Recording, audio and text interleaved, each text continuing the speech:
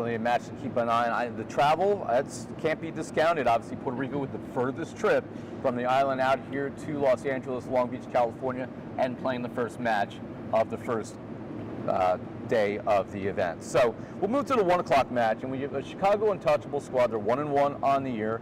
An OC Stunners team that lost a dogfight against New Jersey, and those are going to be rivals for a long time to come. But again, Chicago, a team last year, underachieved. Stunners last year maybe actually overachieved because they got back to a final in a year where they were not the best team throughout the year. There were a few other teams that had more gaudy records, and they got the job done when it mattered. Stunners are still obviously without some of their workhorses. So Noah, can you take us through this match? Yeah, absolutely. Both teams 1-1, as you said, sort of in different atmospheres this year compared to last year. Chicago, almost a complete rebuild. 2 players staying. That's Will Ragland and Noah Ricchetti, but now a almost full Chicago team, Chicago-based team. And the Stunners, most of that core staying together, maybe a few different players plugging and filling in here and there, but most of that core players still. And with Chicago, an interesting note, they just had a new head coach will be making his NVA debut as a coach this weekend. And they also bring in an Andrew Kohut coming in from playing professionally in India, as long as their middles with Grant Molesky, Daniel Venegas, the one player who's not from Chicago. So a lot of gelling and mixing to come with this Untouchables team. And it should be an interesting fight to see both these teams trying to really maybe claw out of that 1-1 middle of the pack status right now. The Stunners with maybe more of an expectation to get there. Chicago more trying to prove to everyone else in the league, hey, we're a top tier team and we can play like that. So that'll be our second match today. That starts at 1 p.m. Pacific, 4 Eastern. So second half of the day, you get some interesting matchups. We start at 4 Pacific, 7 Eastern with the expansion Philadelphia Founders. They are 0-2 on the year. Texas Tyrants looking just as good as they did towards the end of last year. They're 2-0. Nick, your thoughts on that one? I mean, just played Founders Event 1. They lost 2 3-0 matches to Stingers and Wild.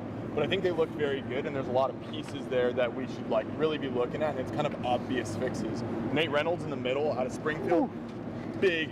I mean, he put the league on notice in his NVA debut. He is a workhorse. Also, Brian Lee, their libero, made a very strong statement that he very well could be one of the best liberos in the league. We see Ron Dunn, who's bounced around from Freedom and Untouchables.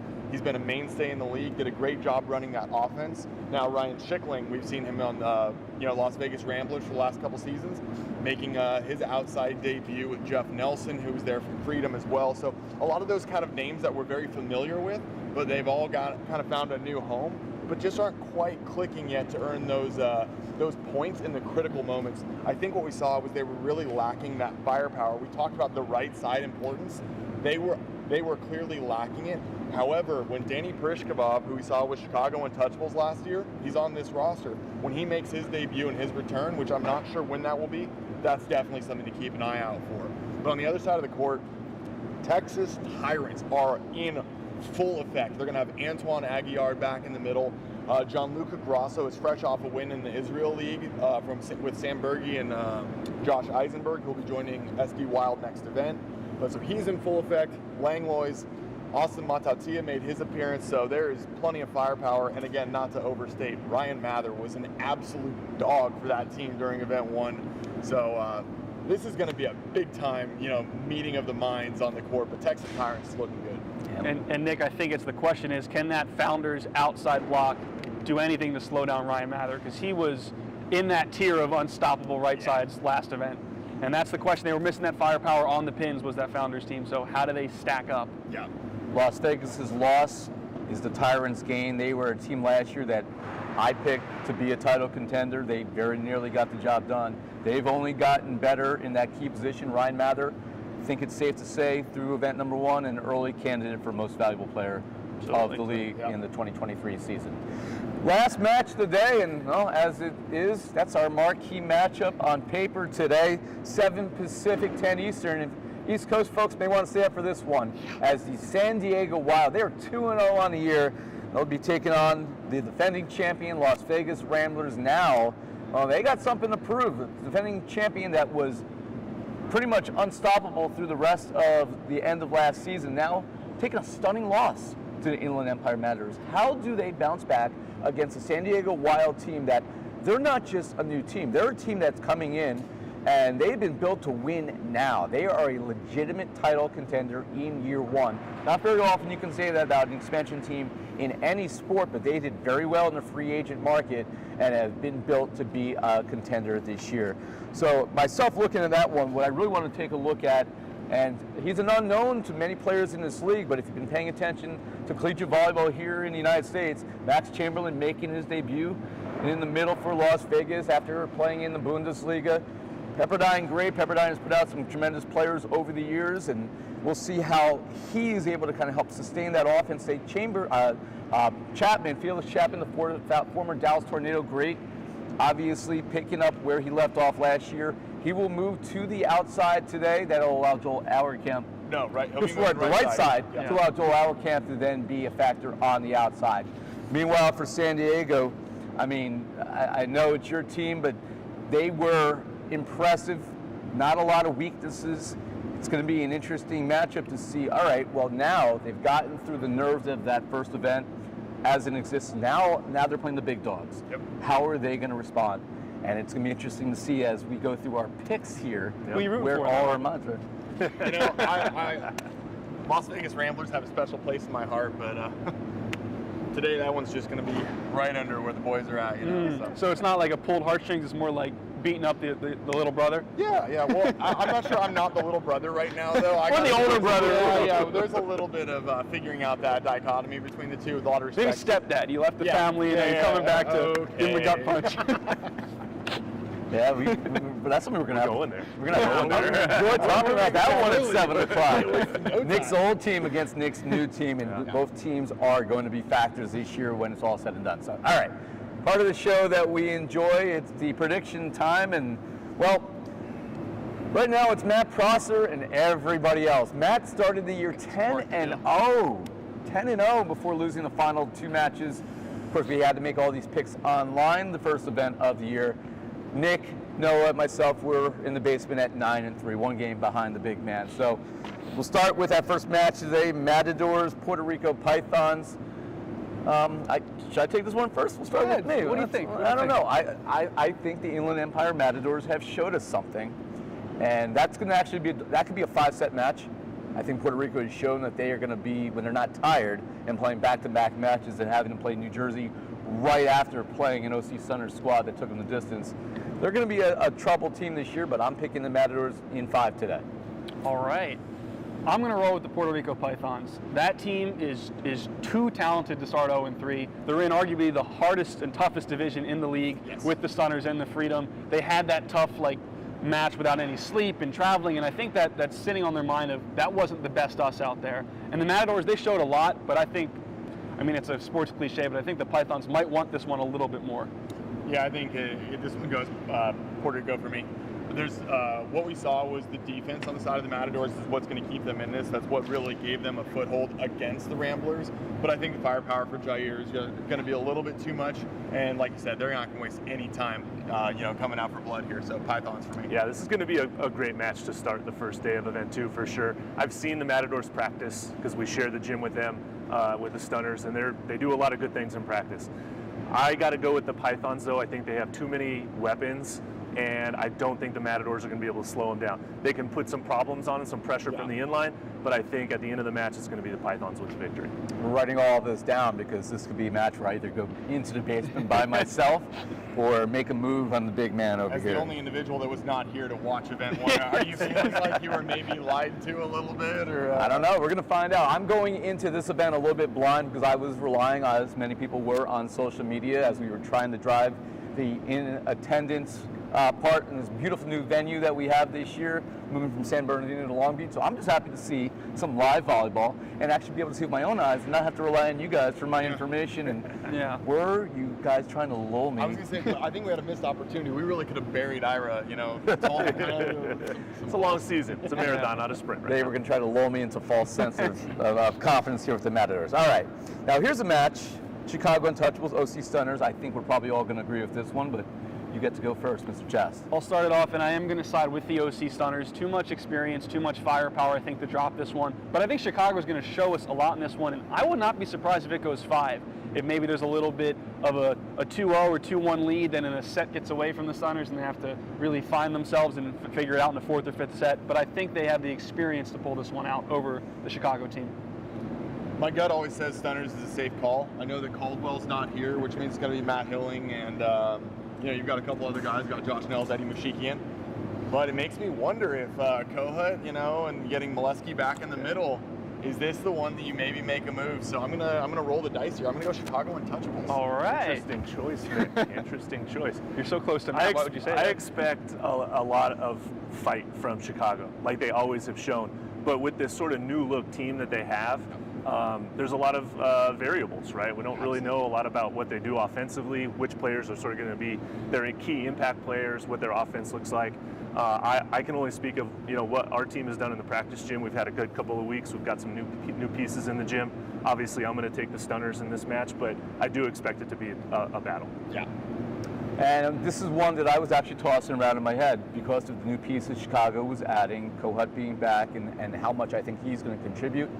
Part of me wanted to go with the Untouchables, but I have to stay with the consistent Stunners. Hey, it's an easy one to pick, but I'm sitting there. We're early in the season in our little mini game of make some picks. And anything could happen early, Right. So there's not really a bad pick right now. Right. So we'll see. And I think that realistically, as my partners have said, could be a 4 or 5 set match, and could end up being one that steals the show today. Or I'm gonna just be eating my words all alone. I am Fun of putting these predictions out there. I am the only one that Get took the wrong. Matadors, so sometimes you gotta take a chance in life. All right, 4 p.m. we got the brand new Philadelphia Founders taking on the Texas Tyrants. Nick, you're up. This one is by far my most confident take of the day. Texas Tyrants is gonna hammer this one. I'll second that. I'll go with the Tyrants as well. I just think there's just too much size and too much talent on that side of the net. I think it's going to be the Tyrants. I think the Founders, they're getting close to a win, and they're formulating what they need, and adding Danny, if it is this weekend, will be a big key for them, but the Tyrants are just too loaded offensively. Tyrants is too much, too early. Philadelphia is going to get there eventually. The one thing I'll say about Philadelphia is, unlike last year when we had some expansion teams, Seattle, Colorado, that you knew were not going to be in matches early on, Philadelphia is going to be in some matches. Definitely. There is talent there. Texas, unfortunately, is just too loaded for most teams to deal with right now. That rebuild for Texas just put them a notch above. They upgraded in virtually every position when they rebuilt the team this year. Yeah. Their one issue is that they don't have a lot of depth if those guys get hurt or are out for an event, and that's something we'll have to keep an eye on for the rest of the year. All right, last match of the day, Ramblers, Wild. Wow, where is this one going to go? We're going to start with Matt on this one.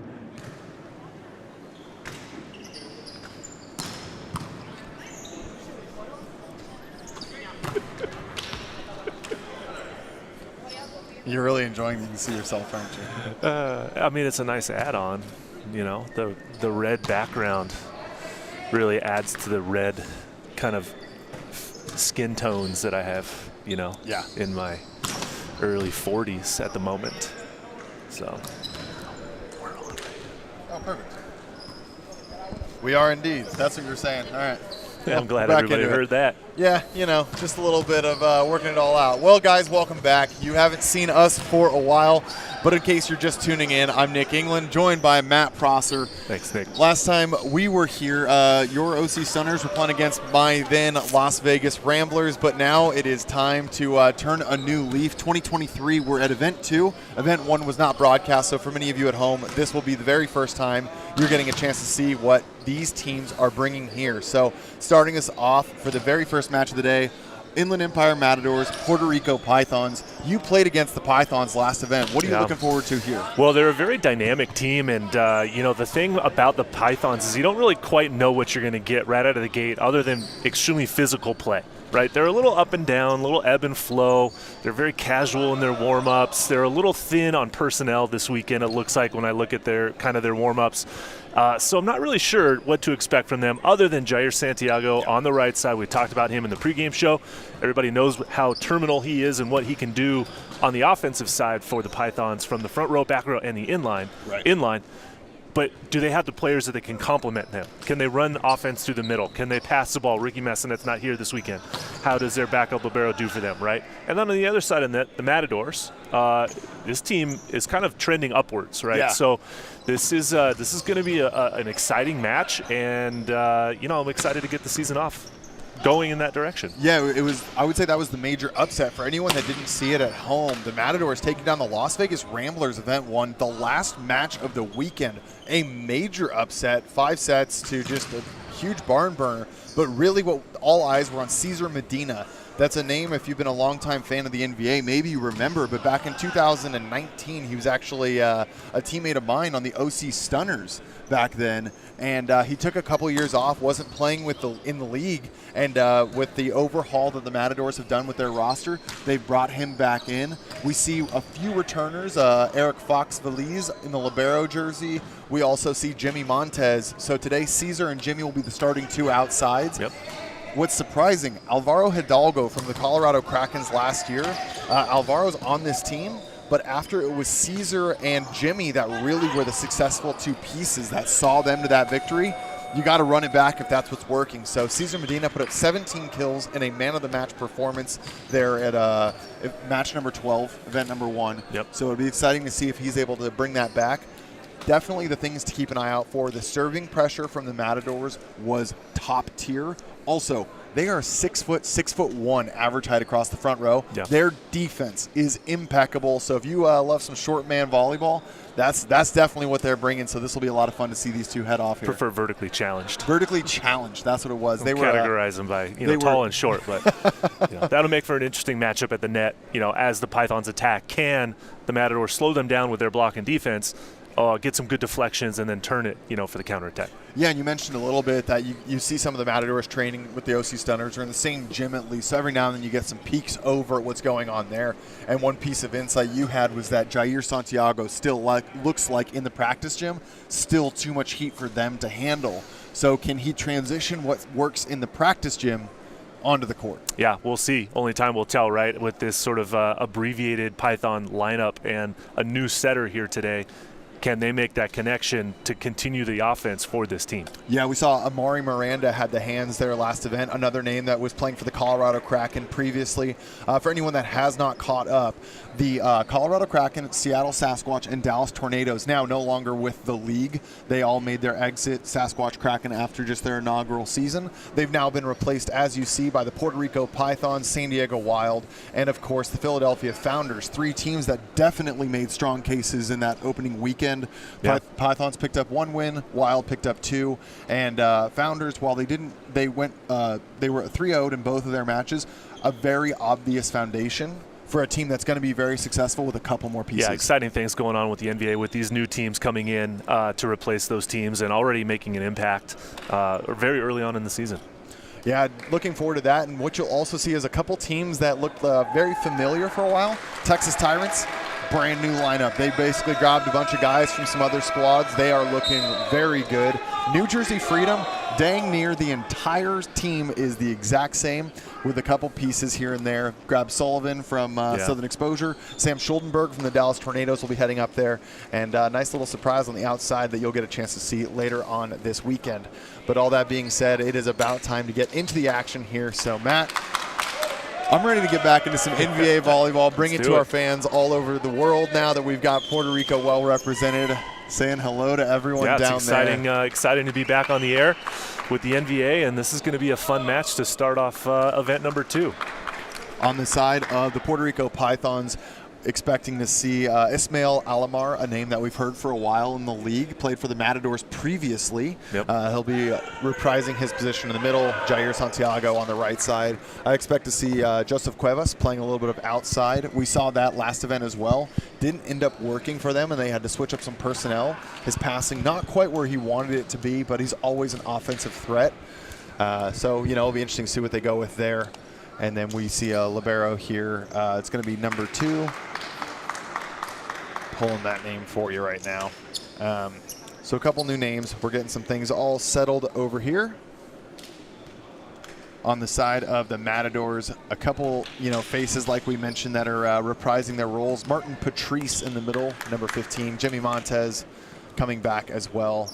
Opposite of him is Cesar Medina. Ricky Olea, number 23 in the middle. Isaac Leva on the right side.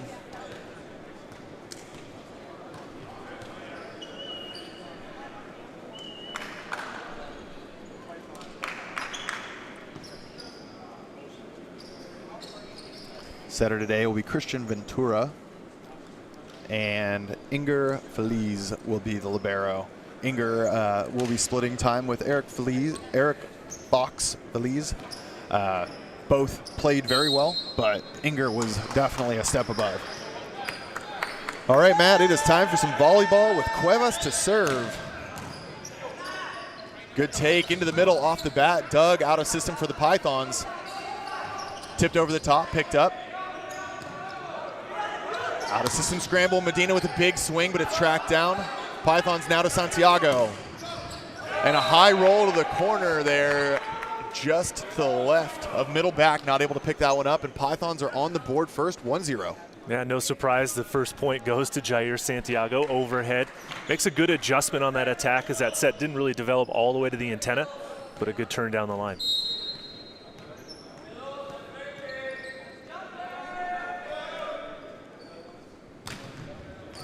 Cuevas looks for that deep line. Pythons think it's in. They talk about a challenge early. For anyone that's not familiar with our challenge system, you get 3 challenges per match that you can use at any time. When you challenge, if, wow, they're challenging right off the bat, not wasting any time. So the way this works, if you challenge and you get it correct, you keep your challenge, you have all 3. If you get it wrong, then you lose it and you're down to 2. No matter how many challenges you have left, 3 or 0, or none, anywhere in between, when you get to set 5, you are awarded 1 challenge that follows the same rules. Now, Matt, I gotta say, not a fan of this challenge. It is 2-0 or 1-1. Yeah, it's way too early to be using a challenge, and if you don't win the challenge, you lose it, and that can have some serious impact as the match goes on.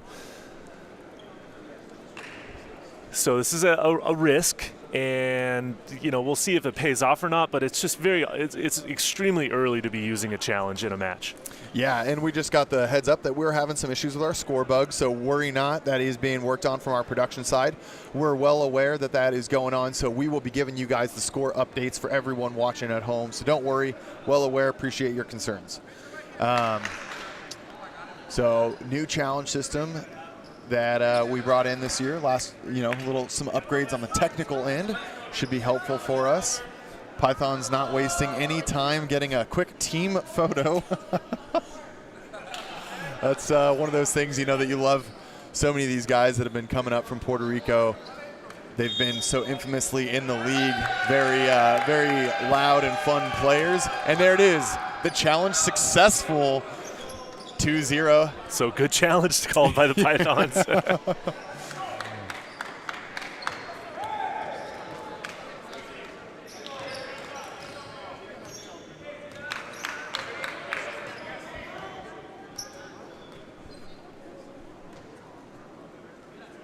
All right, and there's our score bug all fixed for you on the broadcast, so you can see 2-0 is all set.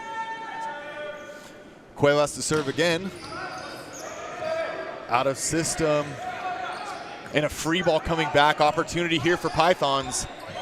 Alomar out of the middle. A nice block touch to slow it down. Outside Medina, covered and punched over by Santiago, and the ball is in. Matadors absolutely breaking down on that one. Nice heads-up play again by Jair Santiago. Got to give credit to the libero with a nice dig. But then Jair just using the knuckle shot. He's 6'10". It helps to have long arms like Jair has to just slap that one over and finds the open court.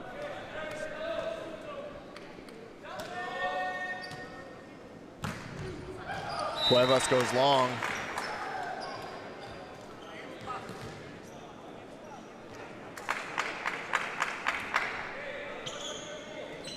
Nice little run there, though, for him to get 3 points off the bat. Great spot to be in.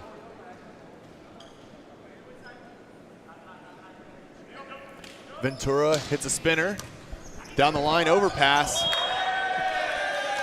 Wow, unfortunate net there coming through from Gonzalez, because, that was a terribly handled overpass from Matador. So if he didn't net, they were getting another free ball back. So that was a little sloppy, but Matadors get a freebie. Serve goes long. Ventura loses the handle on that one. The service game today is going to be very important for both of these teams. Whoever can mitigate and manage their service errors, but while still being aggressive.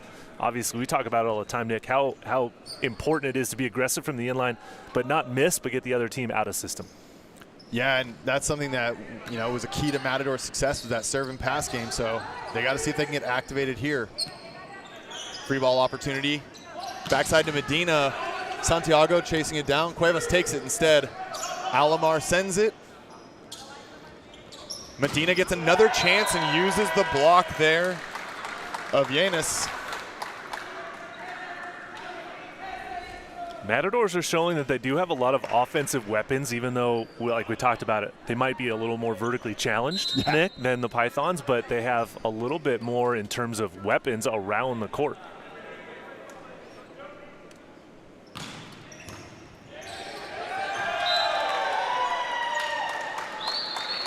So we see a service ace there for the Matadors, catching Joseph Cuevas with the unfortunate pass that went out of bounds.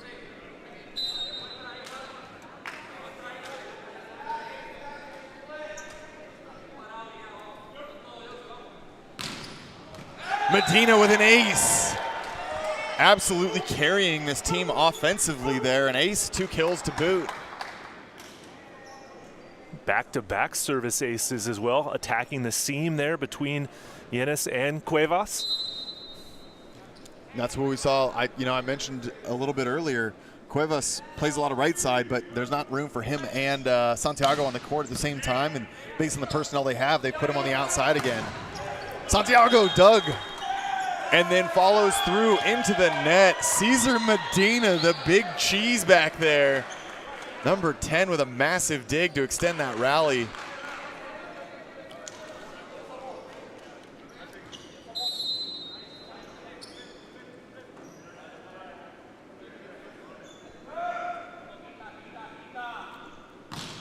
Medina off the tape, gets a lucky bounce for ace number 3.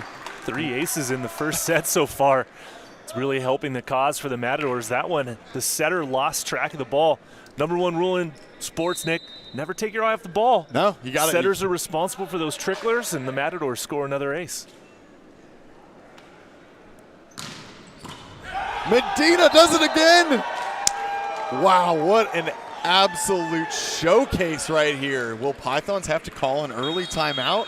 There it is, Matt. Yeah. Nice glance from the crystal ball there, Nick. 4 aces after a couple of attacking errors and unfortunate breaks for the Python side, and the Matadors have built a nice lead. Well, we talked about him a little bit in the beginning of the match.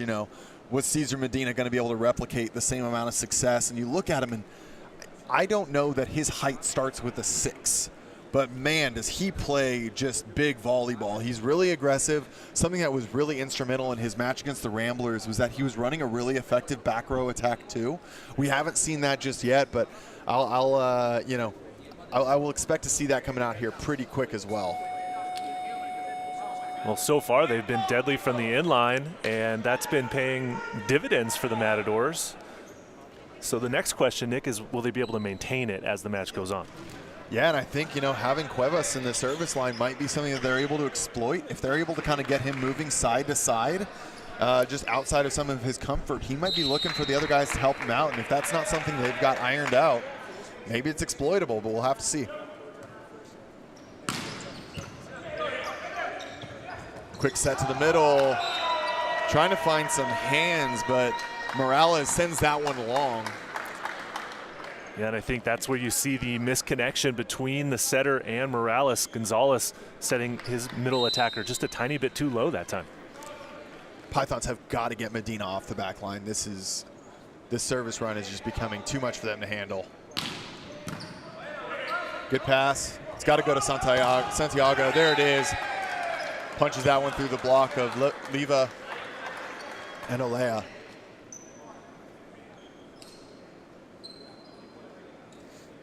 I'm curious. You coached Jair last year. What was the conversations like, as he heads back to serve? What were you guys talking about? Is he just one of those guys, green light, or?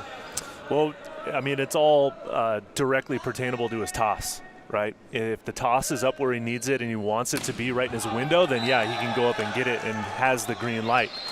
You don't want to give away. I mean, typically in a set, you're going to serve maybe 4 or 5 times, come around with the opportunity. And if you're in your rhythm and you're hitting it, then yeah, go ahead and keep going for it. But you don't want to miss all 4 right in those sets. So sometimes you got to dial it down, find the rhythm, and it was a little bit of both last season.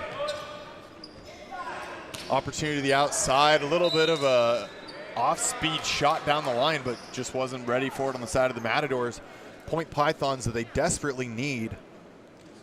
Down 6-10 here.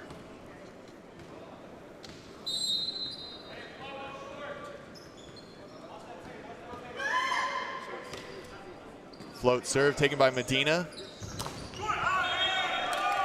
Montez puts that one through the upright pin. That is out of bounds and a point for the Pythons.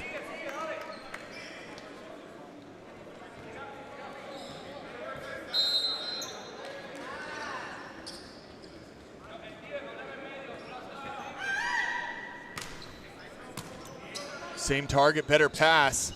Montez tries it again, but picked up by Santiago. Cuevas goes high and deep, but too deep. Ball is long. Point Matadors. Now the Pythons really have to limit the errors for the remainder of this set if they want to get back into it. Their hitting percentage not where they need it to be, and that one doesn't help.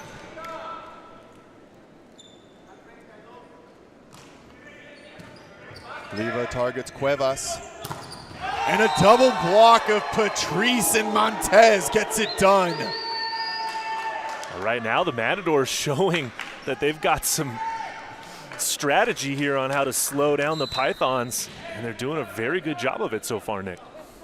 Very disciplined volleyball. That's been the efforts with their the new coach coming in for this squad. But a setback here is yielding some success there. Morales gets a point, swinging into zone 1 cross court. Yeah, a little bit of a unique offensive formation that time as the middle stays on the right side and attacks for the point. Back-to-back opportunities for him.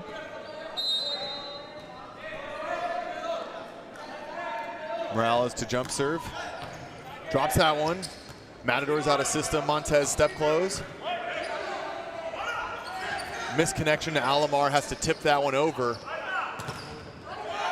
And Montez turns that around. Right now, it feels like the offense from the Matadors is relatively simple. And if your name is Cesar Medina or Jimmy Montez, you're getting every set. But until they get slowed down, I don't see any reason to stop. No, certainly not. The outside hitters are working well. Pythons can't stop it, and the Matadors are keeping the ball in play. Aggressive serve, and a bigger block. Triple block from Medina Patrice. And that's gonna warrant the timeout. Wow. 14 serving 8 after this quick break, Matt. I don't think, based on our pregame picks, now, granted, we both thought there was a little more depth. This is not the same Pythons roster that showed up last time. No, it's not. But, you know, regardless, I look at the personnel on the court, and this score is not what I would expect regardless. Definitely a slow start for the Pythons for sure. You know, this game or set might be getting quickly out of reach for them. What they have to do is really find that momentum, right, and just play cleaner volleyball so that they can carry it over to set number 2 and try to have a better start to that one. Yeah, it's, you know, it feels like Matadors, you know, maybe 3 or 4 weeks between event 1 and 2, but it feels like they've picked up right where they left off.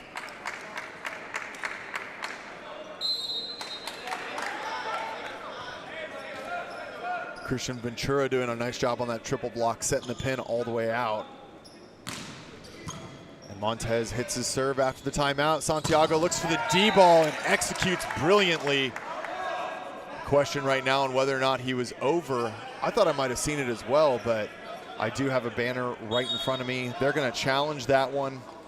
And once again, I kind of question, when you're up 6, do you burn this or, you know, this could be the call that wins you the set. Alternatively, though, if you're almost doubling a score. I mean, you got to be really confident that you did see the 3-meter line violation on the attack to call it. Because if you didn't get a good shot at it, a good view of it, and perhaps the coach did see a better view than we have. Yeah. But where the scoreboard is at, not necessary to call a challenge if you're not 100% certain. So, you know, we'll go to the challenge system and get a clarification on it.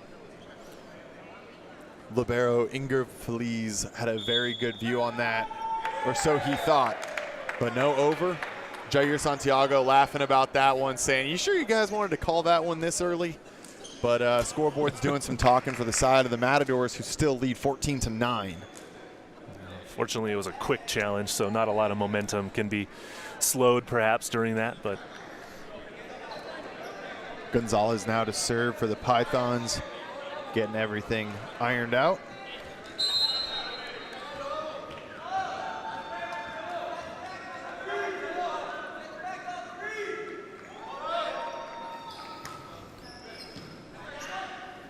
Feliz takes one, and Medina ends it on 3. There's a big swing from the outside. Medina unstoppable, but feels like a David and Goliath story.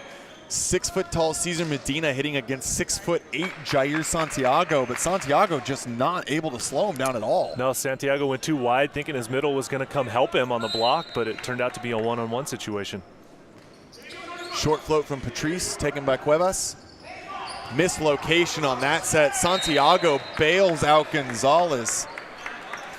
Doesn't always have to be pretty to be effective, and that one wasn't pretty, but, you know, Jair got it past the block and down, and Pythons will get that much-needed side out.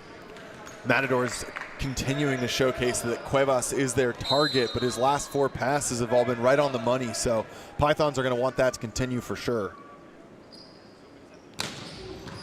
Big serve, nice pass by Feliz. Medina with a roll shot, easy reset, or so it should be, but Santiago far too vertical with everyone sleeping on the side of the Matadors. 4-point lead here.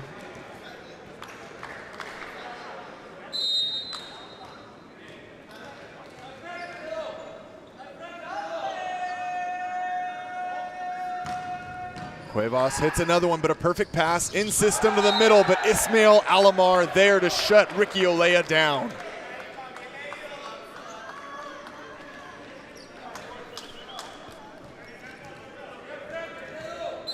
Down by 3, Pythons at this point in the game are hoping to see Cuevas be able to earn one more before he rotates out of the service line.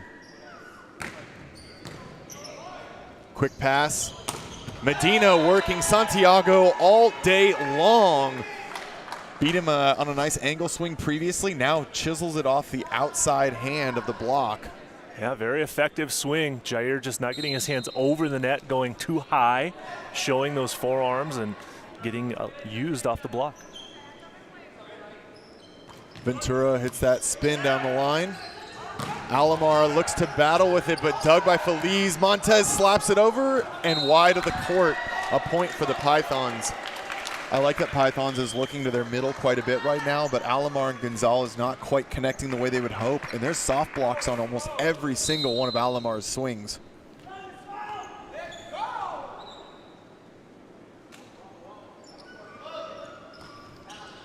Float serve from Alamar, targeting Medina. Medina gets the set. Medina gets the kill down the line. 3 kills back to back to back. Medina just unanswerable from the side of the Pythons. Yeah, great swing there from the right side. Really good timing of it. Gets them back to the 4-point advantage, and now he goes to the inline to serve.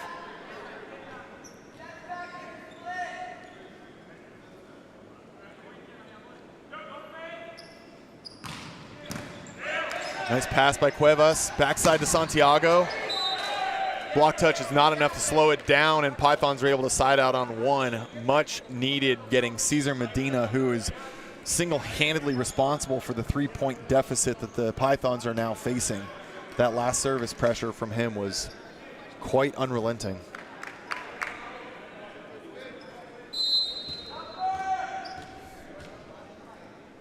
Santiago missed his last serve long. See if he's able to rein this one in. Absolutely is. Gets the free ball. And Pythons dug, but misses out of the net. Matt, I got to be honest, that the set location of the outside right now for the Pythons feels a bit off. I feel like we're constantly seeing sets a foot or two behind where the outside approach is on that in-system set. Definitely would like to see them clean that up as they're making this late game run here Yeah, down well, by 2. the Pythons have done a nice job creating that momentum ever since that challenge that the Matadors lost earlier on that 3-meter line violation. That's allowed the Pythons to kind of find themselves a little bit here, put some pressure on, and pull within 2. So yeah, that's a good response if you're a Pythons fan. You know, Jair Santiago has always been one of those guys. You can look at his body language, and it tells you everything you need to know about how confident he's feeling. Just kind of one of those, he's a very soft-spoken individual, but his physical stature, I think, is what really tells volumes. And he was letting the Matadors know after that challenge, like, guys, come on. You know, he was feeling himself on that swing. He knew he wasn't over, or so he thought. And I think we're starting to see that same confidence come through. Yeah, and as we know about the Pythons, this is sort of how they play. Yeah. A little bit of traditionally a slow starting team, but then they find their rhythm and their emotions, and it carries them a little bit further. I do like that they didn't wait for the, for another serve to call the timeout there, though. Santiago, that first serve out the gate, he was primed and ready. Wasting no time, hammers the back line. That's an ace. Jair Santiago welcomes the attempted ice timeout. Now down by just 1.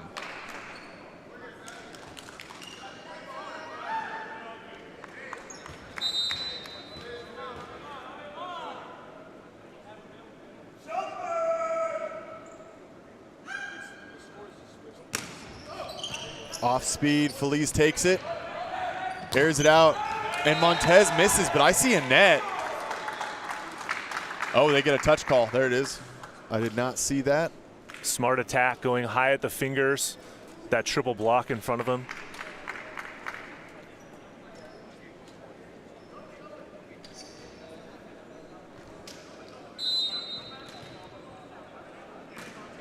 Ricky Olea hitting a spinner.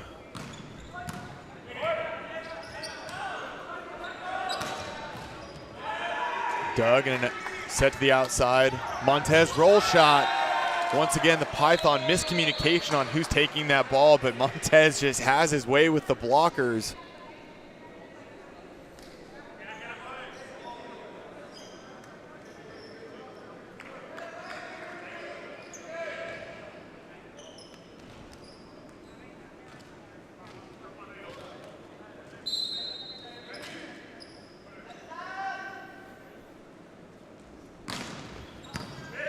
Perfect pass. Python's in system. Santiago misses that one into the pin. Critical moment just after they close the gap down to just 1 point, Matt. They're already back down by 4. Yeah, unfortunately, that's a poorly timed hitting error into the antenna at this stage of the set.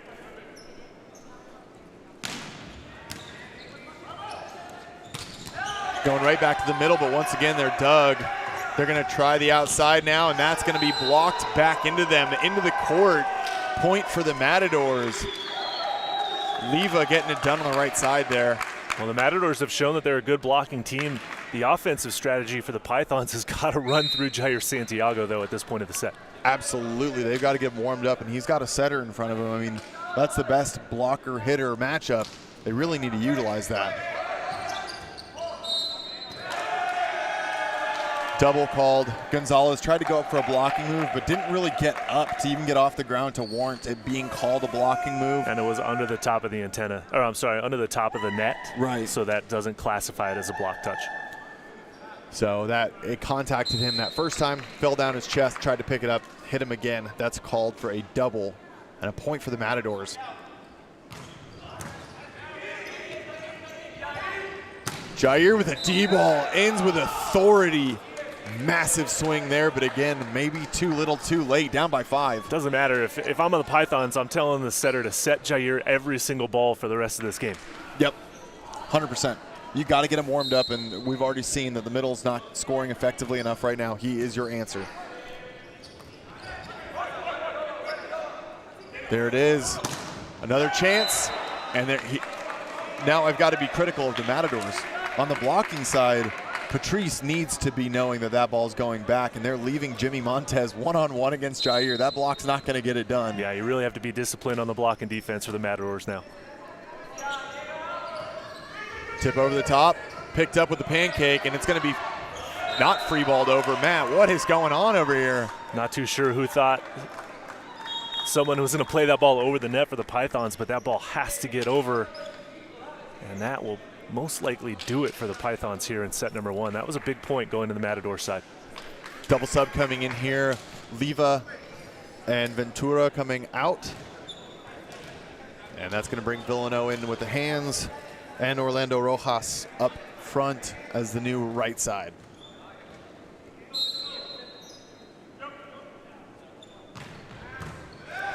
Big serve from Villano.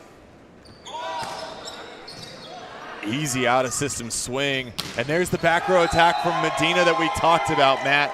Nice kill on the Bic route. Swinging into zone 1, finds the line.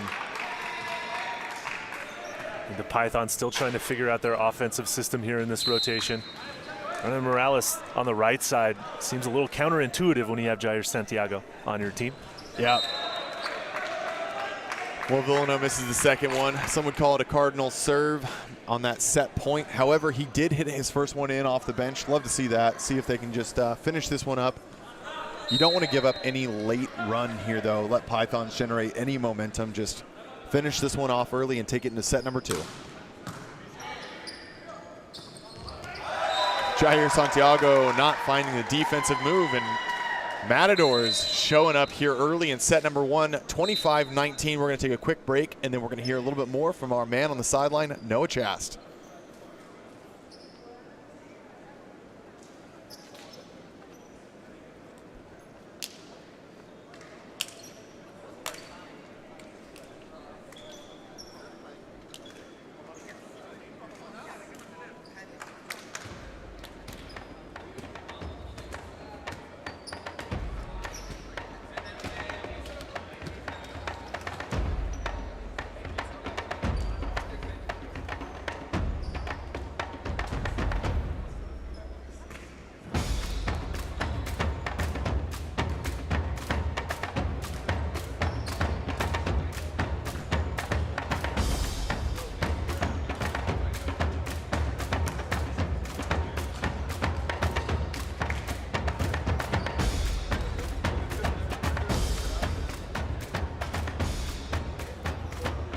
All right, well, we're back here. Noah Chast on the sideline with the coach of the Matadors. Noah, take it away. Thank you, guys. Here with Coach Farhad Zarif. And, Coach, that was maybe a surprising first set for some of us, but maybe not for you. What worked well for your Matadors?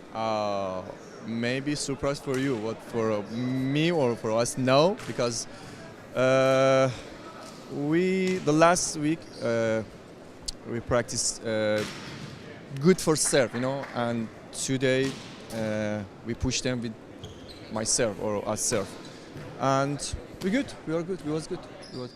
Absolutely, and the block was extremely solid there. Is that something you've been practicing? Yes. When we improve with serve, they can't serve like they can't set middle. They should be set like high ball, and we can arrive like so easy. And what do you need to do to win these next 2 sets? I hope so. We keep going the same. Yeah. Best of luck, Coach. Thank you so much for your time. Nick, Matt, back to you guys. Well, great to hear it. I mean, that's one of those things when you talk about successful volleyball systems, and what it all really looks like is it's not just blocking well. The blocking starts at where you're serving. So, I mean, that when he talks about how important their serving pressure is, that's what sort of dismantled the Ramblers as well. Yeah. And then we saw it here. Cesar Medina putting down 3 or 4 aces in one set. Yeah. I mean, it really just kind of pulls them apart. Everything's high ball. And Matt, you're a middle blocker. Speak to that, how easy it is to block pin to pin in that situation. I mean, it's an extremely, to be blocking against 2 hitters instead of 4 when the offense is in system, that's a huge advantage for your side, right? The Matadors got 4 aces in that opening set. Meanwhile, for the Pythons who are out of system, and it totally takes their middles out of their offense. Right. It's very frustrating because then they're not involved, and you're going to either overhead or out front. That's pretty much it, and that's what the Pythons had to do there in set number 1. And we saw, I think, probably about 5 sets go to the middle to Morales and Ismail Alomar.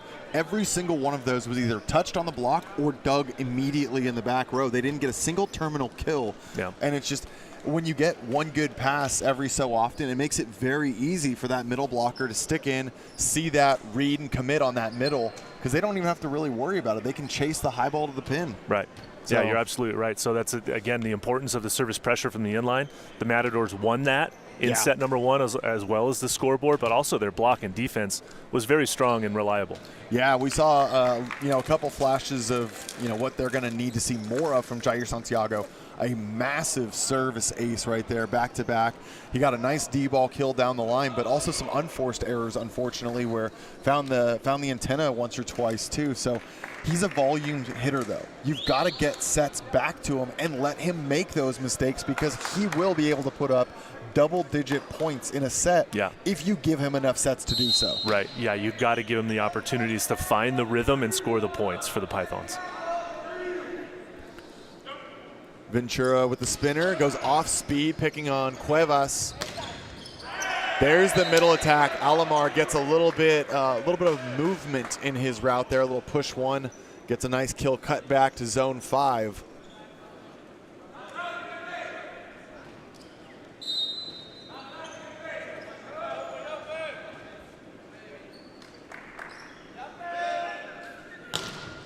Cuevas pressure continues. High ball to Leva, but no problem battling through the double block of Alomar and Santiago. And the Pythons, that's the biggest block they're going to get to put on any individual hitter. It's got to be better than that. The Pythons just have to be more disciplined. They've got to get their hands over the net. We have a perfect angle from where we're sitting along the net line, and so far the Pythons are not penetrating over the net with their block. Going to the back row, looking for a connection. Wow. They call that one the campfire because everyone stands around with their hands out and just watching the show. That should not have been a point. No, it really should not. Cuevas got lucky on that one. He was even a little out of system on that approach and still was able to find the open court, but Python snuck away with that one there. They ended it, and Gonzalez and Cuevas immediately went to middle back and had a little powwow about what they should expect. Medina with a pass to the backside, but there's the block they've been looking for. Double block from Morales and Yanis. Yeah, good help blocking there from the left side blocker. Yanis gets his hands over the net, Nick, like we've been talking about.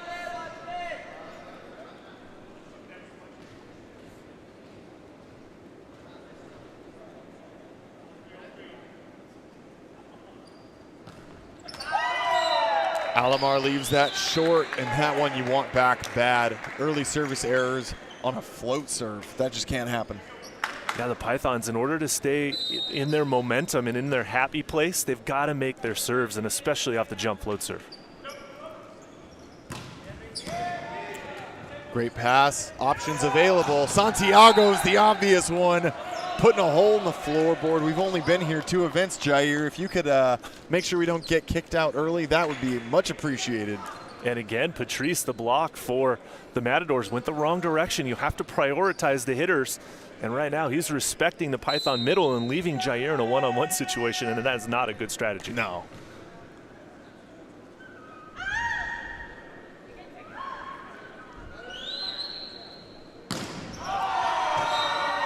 Just a bit outside.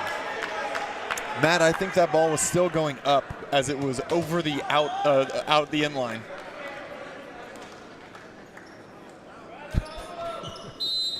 I think you're right, Nick. I would concur on that one. Yeah. The trajectory continued to go up. Leva goes short. Cuevas, one option with that. A roll shot, and Feliz picks it up. Little jumbo to the corner. Pythons to Santiago again, and Santiago this time battling through Medina's hands and middle back. You see a little conversation between Medina and Feliz talking about, is that in, is that out? What should we do with that ball?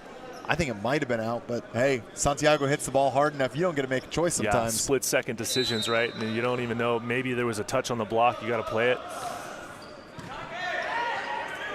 Perfect pass, but they go to Montez there.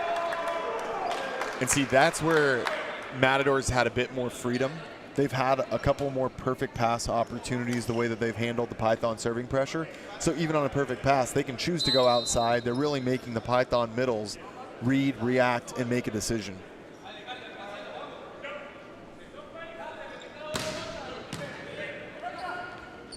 A set to the middle, dug by Feliz, out of system, but alive. Pythons get another chance. They try the back one this time, jammed off of Feliz's hands. Morales staying very active in the Pythons offense. And that's good to see for the Pythons, getting their middles activated, Nick. It's something that you and I talk about all the time. We saw the misconnections through set number 1, but nice to go back to back through the middle that time for the point.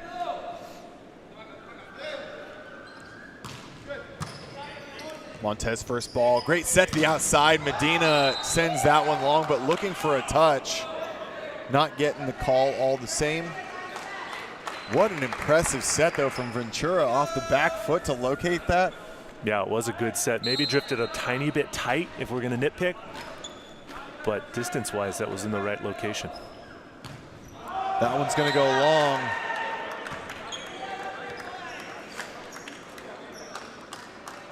Matadors trailing by 2 at 5-7 with Martin Patrice to serve.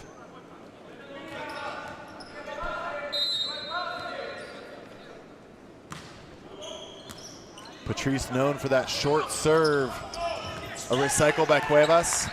High ball for Santiago. Easy dig transition to Medina. Nice cover there from Olea.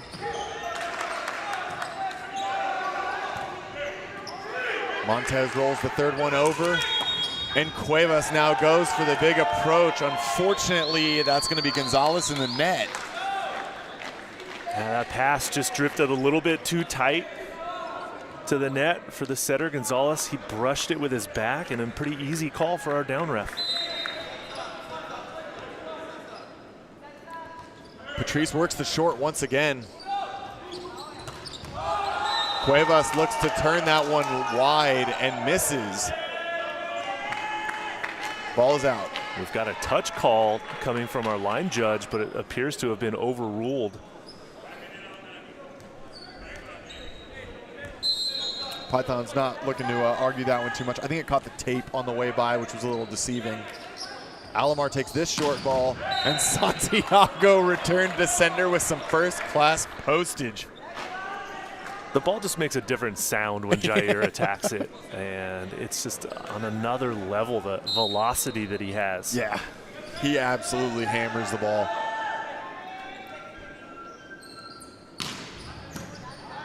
Nice pass from Medina. A little bit off, but no problem. Cuevas returns fire, but dug by Feliz. And Medina uses the block again. The block feels like it's a playground for Medina right now, just doing whatever he wants. And it's keeping the Matadors in this game, but also keeping the Pythons guessing on where to put their hands on the block. Right now, it feels like the Matadors are truly able to just set him every ball, and they, you know, he's going to work around it. So just get him a good set and let Pythons deal with the repercussions.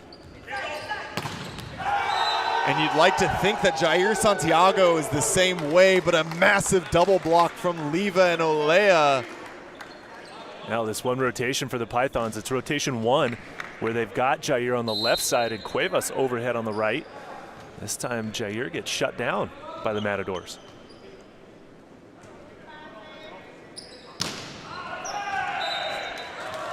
We've had a couple serves challenge each other to see just by how much they can miss. Launching that one long.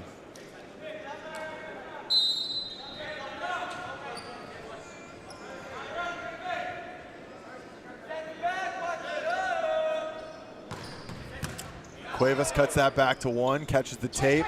Medina swings, blocked back into his face there by Yenis.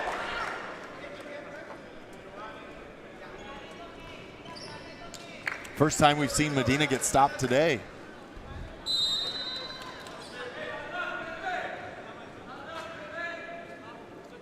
Cuevas to serve. Catches the tape once again. Matadors out of system. Look for a middle connection. Just tosses that one into the corner. A little bit sticky in the hands, Matt, but the backcourt defense was not very disciplined on that play for the Pythons as Cuevas charged into the middle of the court thinking he was going to tip it short and then watched it float right past him into the corner. Heads up play to find that, though, from the middle for Olea there.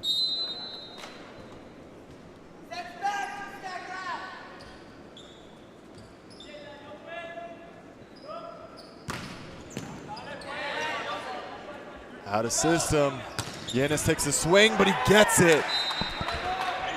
A decent block from the Matadors, but just simply too much heat coming in there from Yanis on the outside. Yanis, the 6'7" outside hitter, does a good job with that out-of-system high ball. From well off the net, still able to get enough heat on that one to score the point.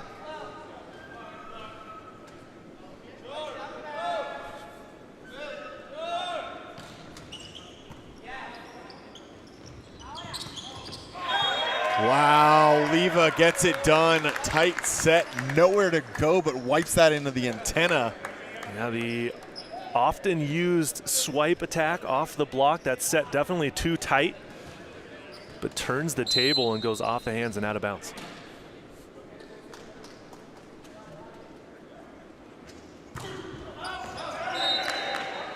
Both teams having some issues from the service line right now.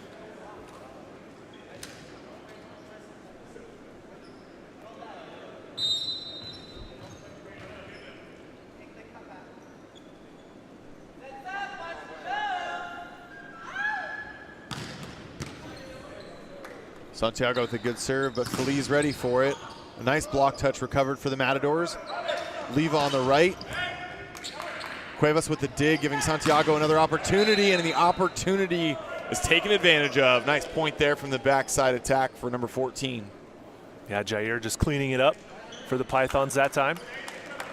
Always a weapon, no matter where he is and no matter how long the rally ensues. You have to know where Jair is and be ready to play defense against his attack.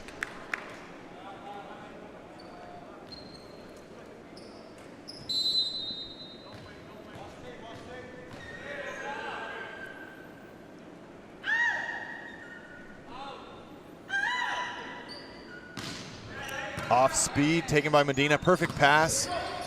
Patrice Red in the middle. Another wipe, recycle here. Backside to Leva, high hands, easy dig for Santiago. Pythons with another chance, and that's the kill for Yanis. He's really showing up here in the second set right when they needed him. He's come alive here in set number 2, and you're right, Nick, right when the Pythons need some production from someone other than number 14, Yanis has carried that load for them. Well, we traditionally have our technical timeout at 16, but that's not been needed here for either of these sets, with both teams calling early timeouts, not satisfied with the level of play. And this is something you see from some of these, newer teams when they have an all-star like Jair Santiago. Sometimes he needs one or two guys to step up and participate alongside of him. And if that's what we're going to be able to see from Giovanni Yanis right here, that could be the recipe for success here for the Pythons. Still a long way to go. I mean, they have a 3-point advantage. They're definitely playing better here in set 2 than they were in set number 1, but they're still losing, all right, after giving up that opening set. But you can see that the Pythons are starting to find their rhythm offensively. Jair, obviously from the inline when the serves are in, they're causing some problems for the serve reception of the Matadors. I think the biggest thing I want to see from the Pythons is just getting their block consistently over the net. I think right now they're really getting taken advantage of by the smaller hitters from the Matadors, but they're not really doing what we would both consider to be just like pretty standard disciplined blocking. And I think that's really going to help put the game back in their favor if they can make that small adjustment. Yeah, no, I agree with you, Nick. Good timeout there because Santiago misses that one almost under the net. Thought he was still hitting a D ball with that swing, I think.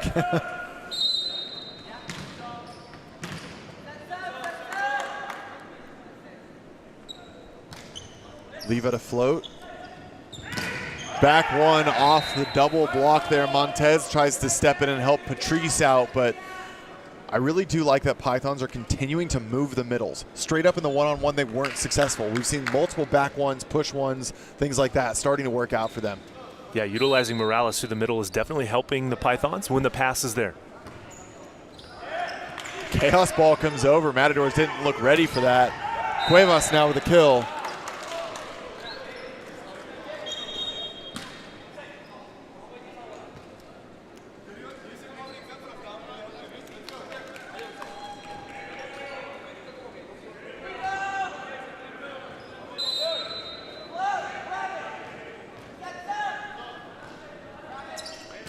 Short serve taken by Medina and a throwdown. Ventura getting involved.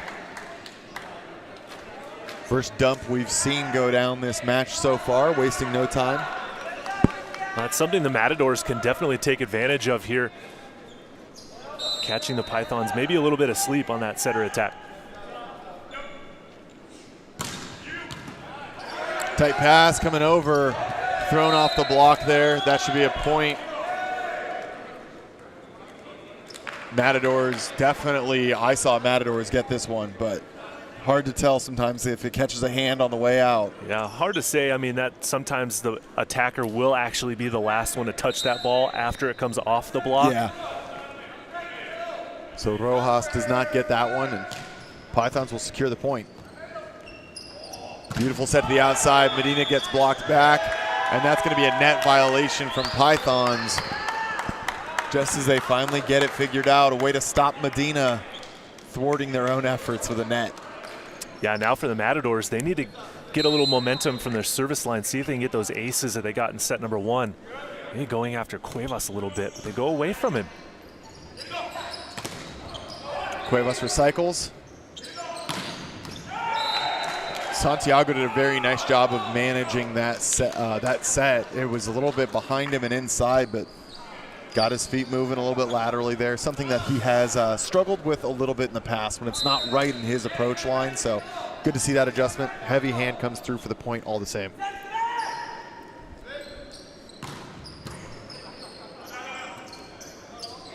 Easy set to Leva. Leva's dug coming over. And Cuevas tracks that one down, loses track of it into the production side. We're gonna get some stuff resituated over here.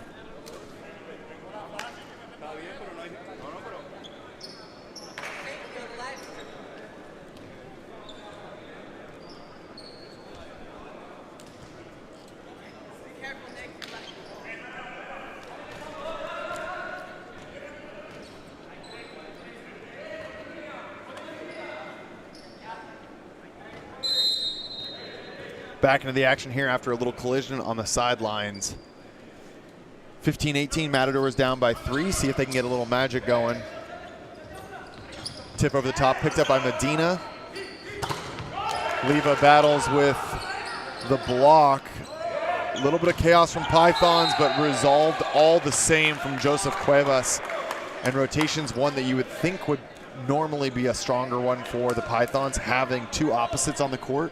Cuevas seems like a pretty natural, first option there too. Yeah, you would think they would have gone back to him. That pass was a little bit tight, so I don't think the setter had a chance for Gonzalez to go overhead. But having Cuevas on the court there as that rally ensued, he was able to get the high ball attack for the point. 19-15. Pythons now with a nice 4-point lead.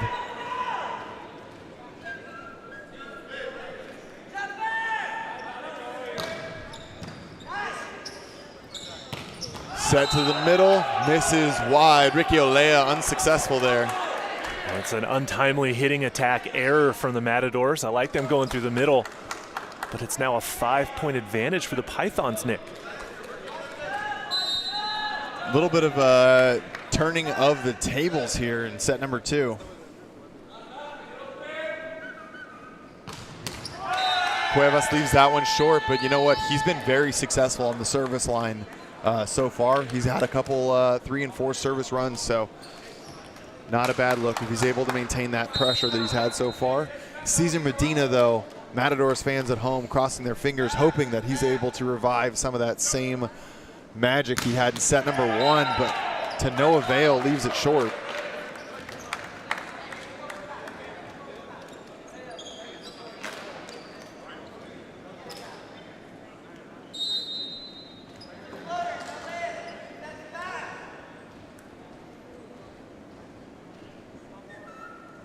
Ismail Alamar.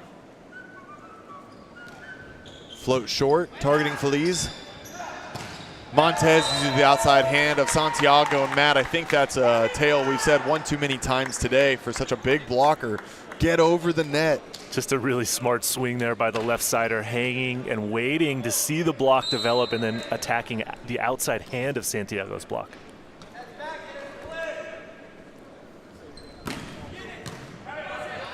Good pass by Cuevas.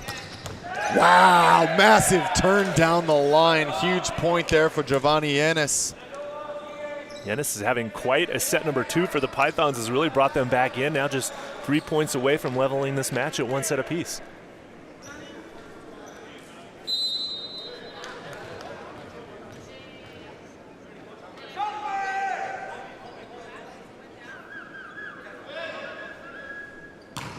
Santiago. Matt, not to be a broken record, but what was it that you said during set number 1? I believe it's keep your eye on the ball at all times. Everyone just got all sorts of loss. That hit the net, and it felt like everyone, lost into another dimension there. Well, again, Jair with that velocity that we talk about. We've seen him hit it to the wall, seen him hit it into the net, now gets the trickler.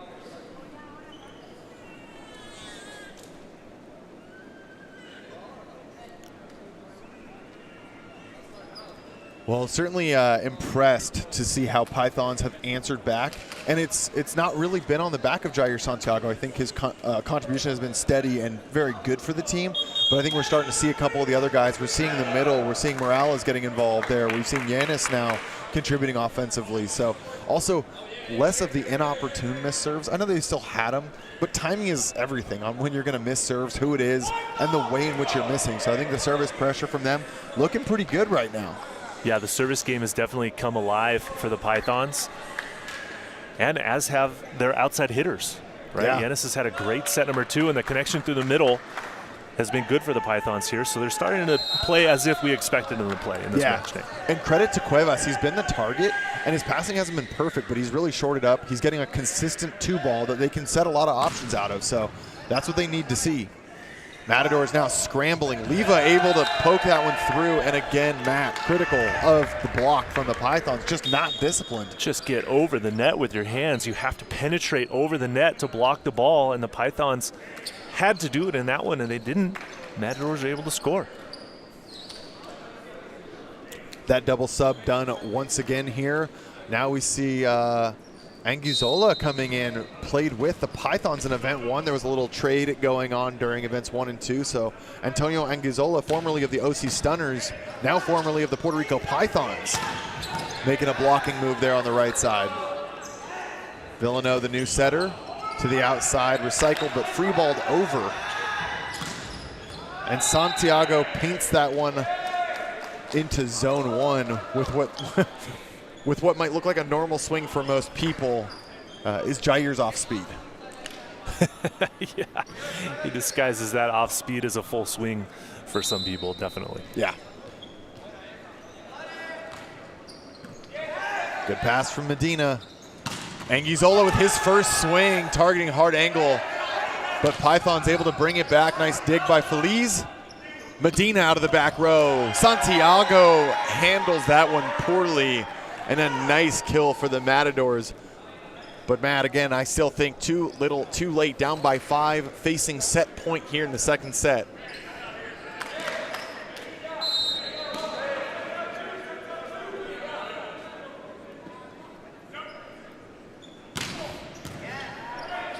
Yanis battles with that one. Santiago closes the door. That's going to do it. 25-19. We'll be right back here with a little bit more insight from our man on the sideline, Noah Chast, as he chats with the now victorious Pythons head coach, Natasha Mills-Nalles. We'll be right back. Don't go anywhere.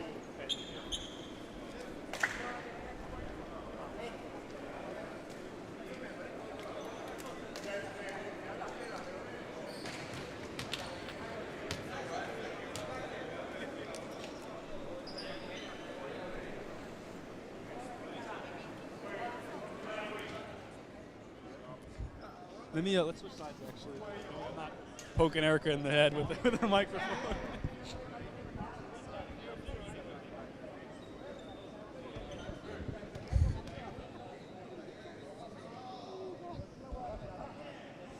Yeah, guys, I'm here with Coach Mills Nales and little Erica.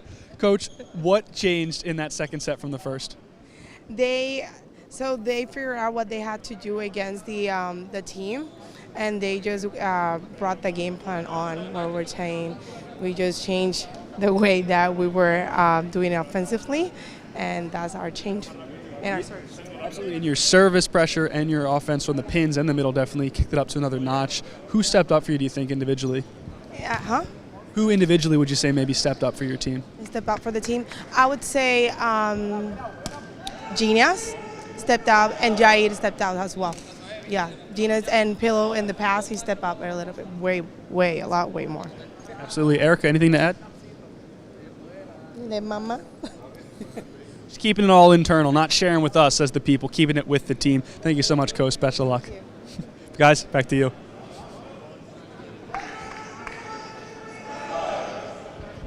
Erica's sealed lips on the sideline, doing it all. Coach Mills Nales has worked with the Matadors previously, and this year when we had the expansion team for Puerto Rico, she and Jair went down there to help head that team up. For them, yeah. So exciting to see all the same. But Matt, I want to hear your reaction. We were a little critical of several elements. I would say the middle attack was something I was really looking to see how the Pythons were going to turn around. Yeah. What's your takeaway on how they handled set 2? Well, they certainly upped their level, right, which you would expect to see from every team in the NVA after losing that opening set, really not playing up to their true capabilities and having a less than desirable outcome in set number 1. You want to set the table, play harder, play more as a team unit, as we heard from the coach there about who stepped up. Jair and their left-sided hitter, Eunice, did a good job in set number 2, and they have to maintain that now throughout the remainder of the set in hopes to get the victory. And I think one thing that I always look at is when you have someone that makes a stellar serving run or offensive run, like we saw from Cesar Medina, you have to hope when you're on the receiving end of that's not what the status quo is about to be for the match. 4 aces in 1 serving run is not normal. That's not reliable. And so when you drop that set 1 by about that many points, you have to hope that when set 2 rolls around, maybe they can't rely on that. So you're kind of able to fight back in your own way. And without it, we saw kind of the tables completely flip the other direction. Agreed.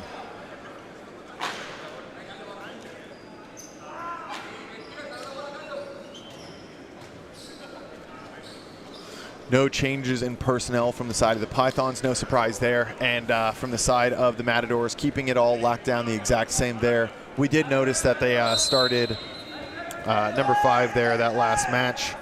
That's Orlando Rojas. They started him over Martin Patrice, and he is retaining that spot here. And he's going to get the first set. Rojas draws first blood here with the first point for the Matadors. Sneaky with the sort of off-speed quick attack through the middle. Perhaps we should call it a little bit of a slower quick attack, Nick. Yeah, just an attack, I think, is what that evens out to. Ventura now with the spinner. Perfect pass, perfect swing, perfect execution, and we talked about that earlier. Joseph Cuevas, a natural right side, playing on the right in that rotation 1. He's the obvious choice there, I think, to use, and successful. Smart setting option there in that rotation, like you said, Nick. I couldn't agree with you more.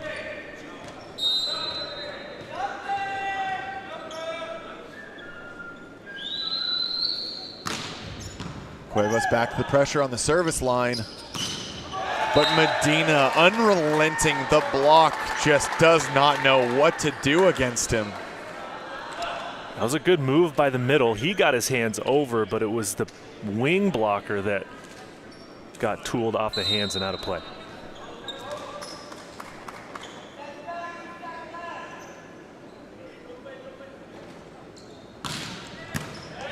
Nice pass by Cuevas. Little ricochet around, sent over by Rojas, taking the setter out for the Pythons. Third swing, gets the hands, but Medina gets the dig. Tight ball, what's going to be done with it? And the Matadors convert, throwing it off the hands of Santiago. Looking like it's about to be an early lead here for the Matadors. That's what the Matadors do well, Nick, is that they get the deflection and then get solid swings after it on the counterattack. And now we're seeing a challenge come in from the Pythons. Don't love this challenge, man. I agree with you, Nick. I don't like it either. And again, not only there's a couple things that that go with this here. Is not only is it something that you need to, it has to now be overturned beyond a reasonable doubt, but it's also this is a very hard camera angle to get the touch you're looking for here. It's not just an in or out. You're hoping that it hits someone on the way out of bounds. I just think it's a low probability, and at 3-1 in the third set, like, just let it go. Well, it worked in set number 1. They got the challenge win at 1-1, which turned it into 2-0. So perhaps they're trying to get a little lucky again here.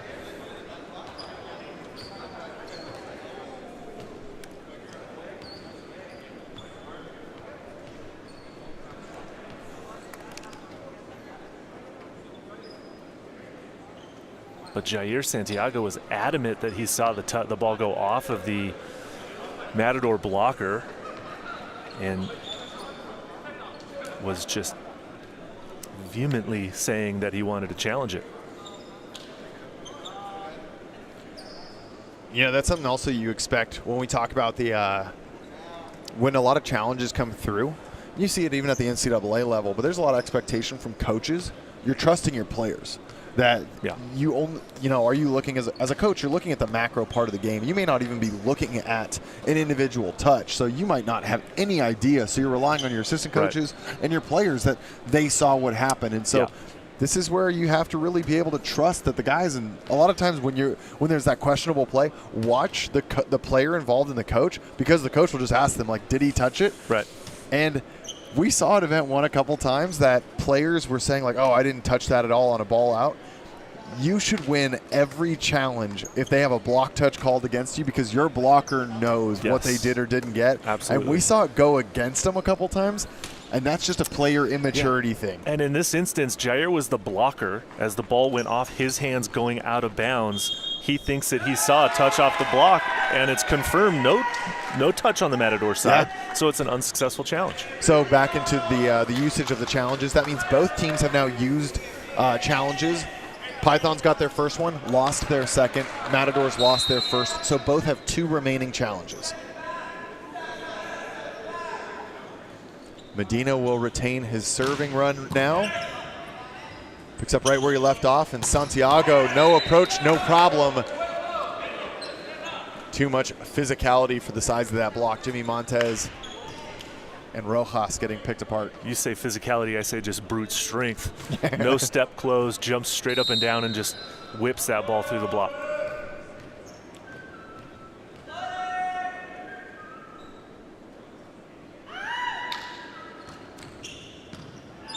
Good pass by Feliz. The back row swing there. Cesar Medina, only 1 blocker up is not enough. Number 10 getting work done. Yeah, smart play there from the Matadors, utilizing that back row big attack.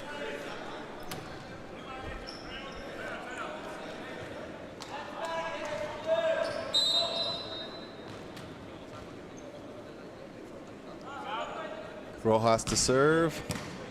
Great pass by Cuevas, middle option. Nobody home. Nice kill there from Morales. That's been another bright spot for the Pythons as this match has progressed, as their connection through the middle is starting to get a little stronger. I feel like that was one of the first 3 balls that we've seen set. There's been a couple pushes and some distance and some movement created, but that was one of the first full 3 balls we've seen. Santiago does not have the men on the bench to take anyone to the hospital. He's got to be careful with serves like that. You got to keep aiming for the inline. If you're going to miss, try to miss long.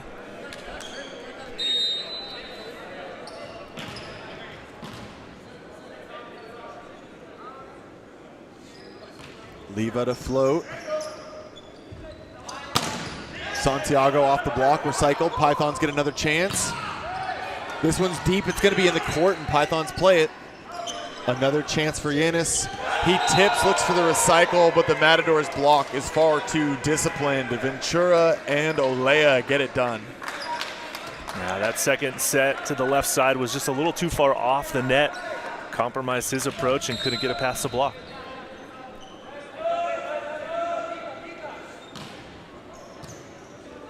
Great pass.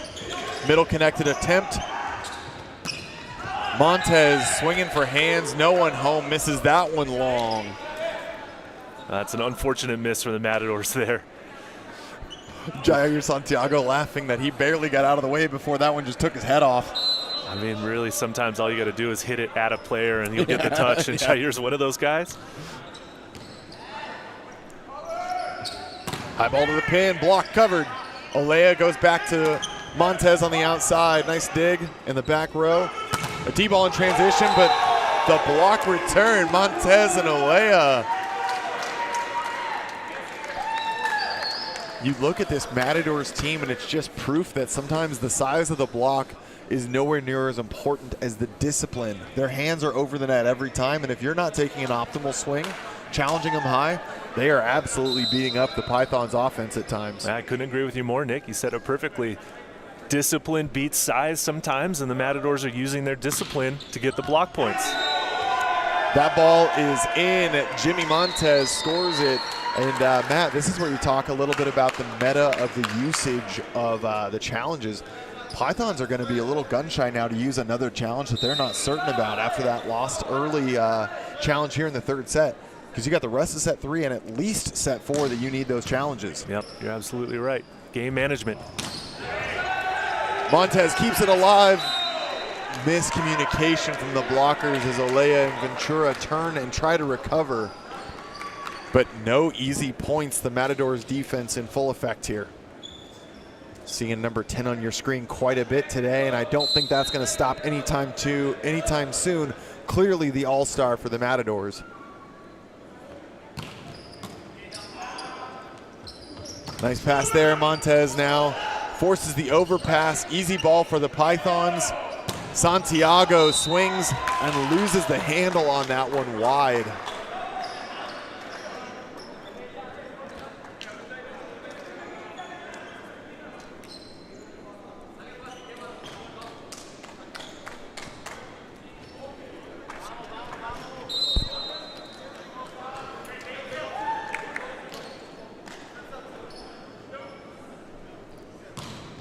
Nice serve, but a good reception. Forced to Ismail in the middle. Oh, hard angle swing, barely recovered. Free ball coming. Does Medina get another look? Yes, he does, and he finds it on the second. He is simply putting on a clinic right now. Matt, that's going to be a timeout coming in at 10-5. The Matadors might have fallen a little bit out of stride in set number 2, but they are quickly back on top of the horse here in the third. They certainly are, finding their rhythm, doing a good job. They've got the momentum now, winning those longer rallies that we talked about in the lead up to this match, Nick, knowing that the Matadors might not win on the size category, but they're doing a great job getting the deflections off the block, winning the longer rallies, getting solid attacks on the second swings, scoring the points, and then rebuilding now a 5-point advantage here in set number 3. I'm very impressed, and we saw it a lot from the Ramblers match with the Matadors.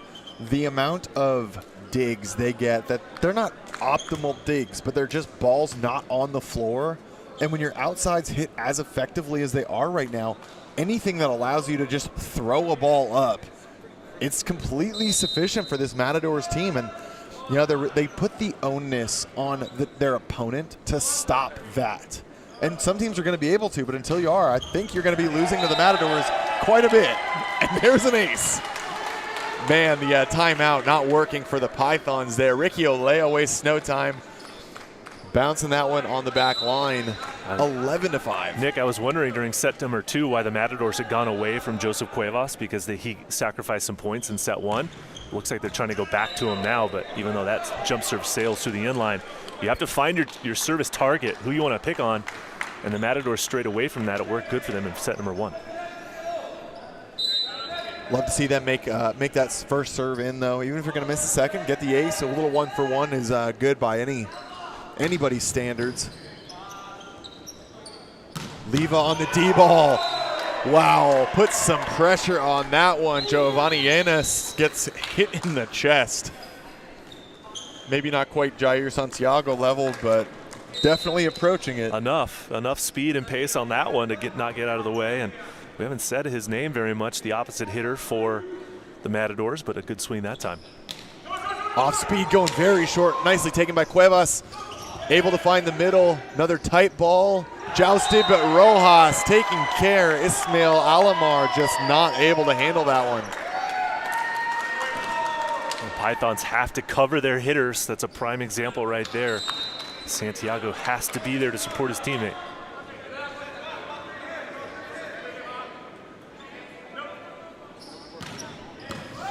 A lot of pressure. Easy set option, go to Cuevas, but he's dug.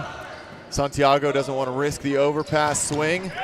Lets Alamar get it done in the middle. One of the most authoritative swings we've seen from him all day long.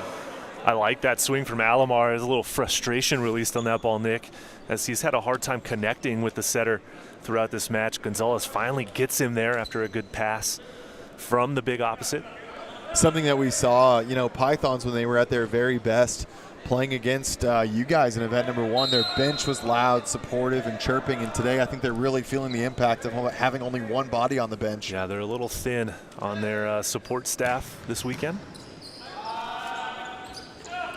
Cesar Medina off speed, catches Alamar reaching, and that completely threw off the defense there from the Pythons.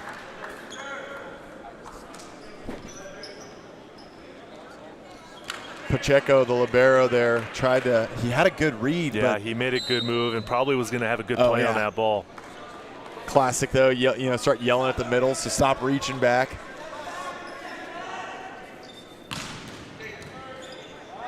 Nice pass by Pacheco. And there's Ismail Alamar. This is a little bit more of what we've been expecting. Now, will they start to use him more reliably, or was this just a flash in the pan? I would love to see them continue using him and Gonzalez taking advantage of that mismatch. Yeah, back-to-back attacks that time through the middle for the Pythons were effective.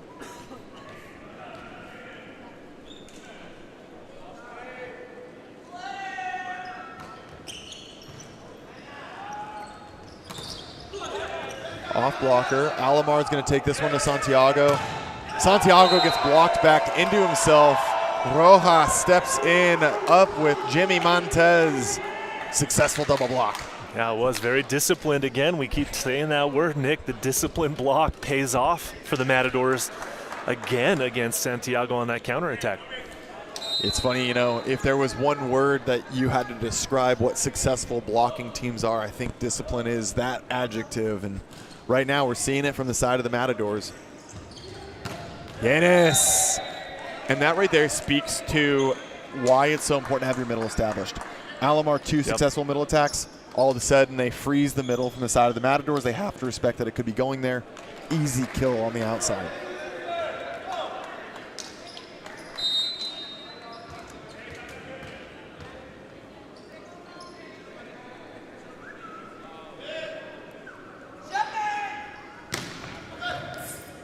Feliz finds that one. Olea does not. Free ball opportunity taking advantage of. Pythons in the middle are well established. Man, if they were playing this well the whole match, I think we'd be in a very different situation. Well, it's taken some time for them to find their rhythm. They're still down by 5, trying to fight back into this third. Meanwhile, the Matadors having a conversation with their middle. Don't set the ball. Let the setter set the ball.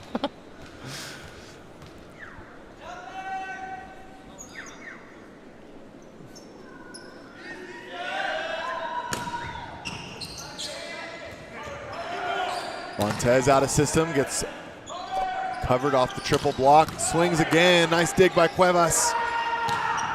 Going for high hands, might have just killed our entryway staff, taking tickets at the door with that one, put it out through the front, and no touch. Well, that's an unfortunate turn there for the Pythons after a good defensive effort. They got the dig.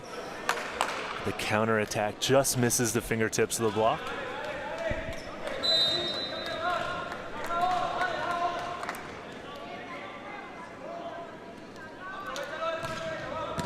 James Villano using that Sutter substitution there with a nice jump serve, but Pythons very much in system and punch that one through the block. Anguizzola, who just came into the match, has a chance to block but doesn't get his hands over the net. So that's one of those situations as a player that just gets subbed in. You have to be ready to go when your number is called.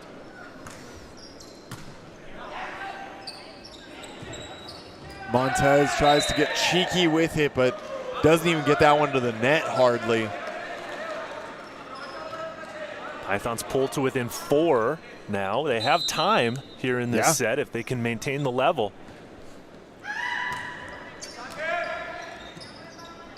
Chaos overpass.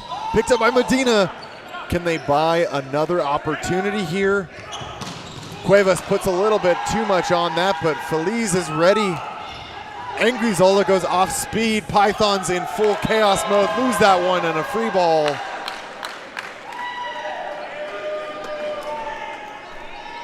Pythons looking for a double call there, but it's worth noting that we do not have any, there's no double calls now. You know, just shy of really manhandling the ball, so anything that's moderately defendable, you're not going to see it. Tight pass, Montez throws that over and goes out of bounds. Point for the Pythons. There's a break that time for Puerto Rico as that pass was dangerously tight to the net. Both teams have not been particularly disciplined on the net for those 50-50 balls, so those always make me hold my breath a little bit. Santiago gets a dig. Free ball comes back, taken by Olea. And a set to Medina. Uncharacteristically missing that one wide. Pythons catching a break here, Matt. Yeah, Medina has hit a little bit of a rut for the moment. Again, looking for the high hands. It's a smart swing, but you have to make sure if you have a well-formed block in front of you, hit the fingertips or else you drive it through the seam, and he just missed that time.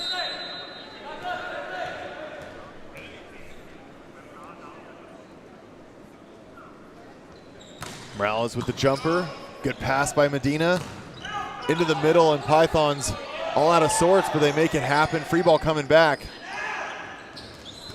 And now too much. Santiago gets caught outside of his body. Couldn't tell if it was in or out, and ultimately doesn't matter when you get hit by it.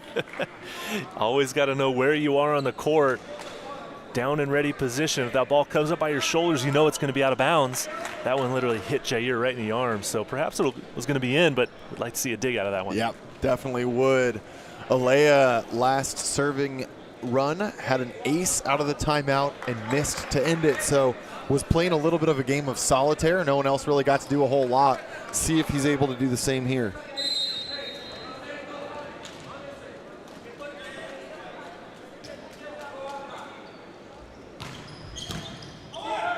Tight pass thrown to the corner, picked up by Olea. Medina takes second ball.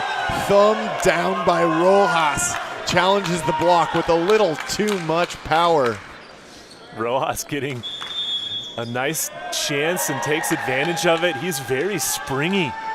Is Rojas. He gets up and then turns it inside the Python block.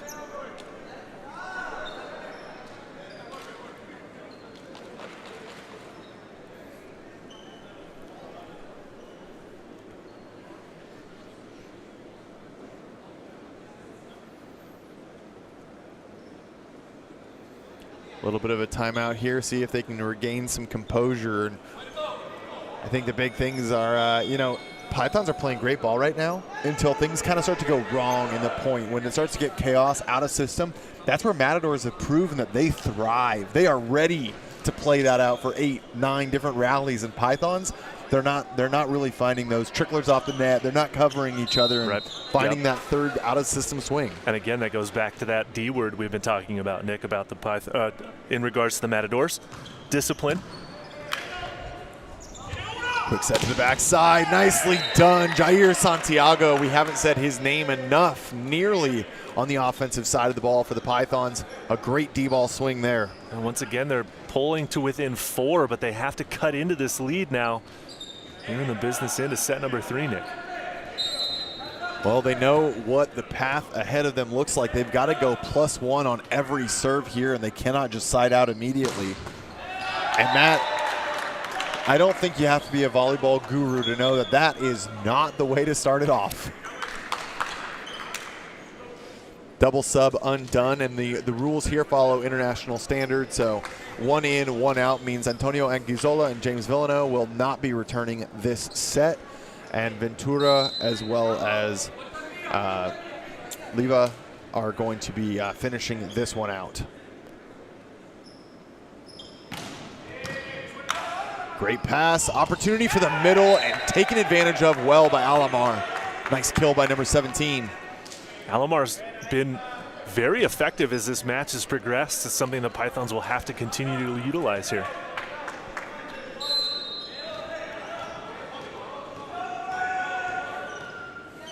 Cuevas has been definitely the source of multiple Python runs. Much needed here, gets them out of system. Aggressive bump set. And once again, we talk about the chaos, barely gets a pancake and launch it long for a serve that should give the Pythons nearly a free point. What a set, though, for the Matadors side. Almost all the way across the court. Kudos to the hitter keeping the ball in play, and then the Pythons just shoot themselves in the foot. Yeah. Worth noting, Pythons don't have feet. I was about to say, maybe I should have said tail. Nice pass by Cuevas. Wow, what a dig by Feliz, stopping the 4-4 swing. And Alomar dug now. And Matadors just long. But once again, every time the Matadors miss, it feels like a rally that they just continuously are deflating their opponent. Every swing is dug off the ground. Yeah, they certainly had a chance to score on that extended rally, perhaps if they had gone to the left side, but that hitting error through the big attack is just unfortunate. Alomar with the float down the line, targeting Medina. Rojas returns it to Alomar. Something we talk so much about is awareness of the personnel on the court. You have a middle back there, the majority of teams, that is exactly who you should be targeting. And again, Rojas goes with that slower attack through the middle, so the timing of it changes it up for the Python block and defense, which is a little tricky.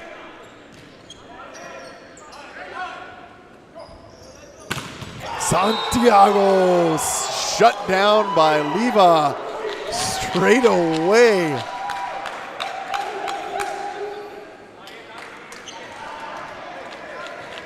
I feel like the Pythons might be a little bit predictable at this point, and Matador's block is well set. We were critical earlier of not recognizing where they need to be, but didn't waste any time there.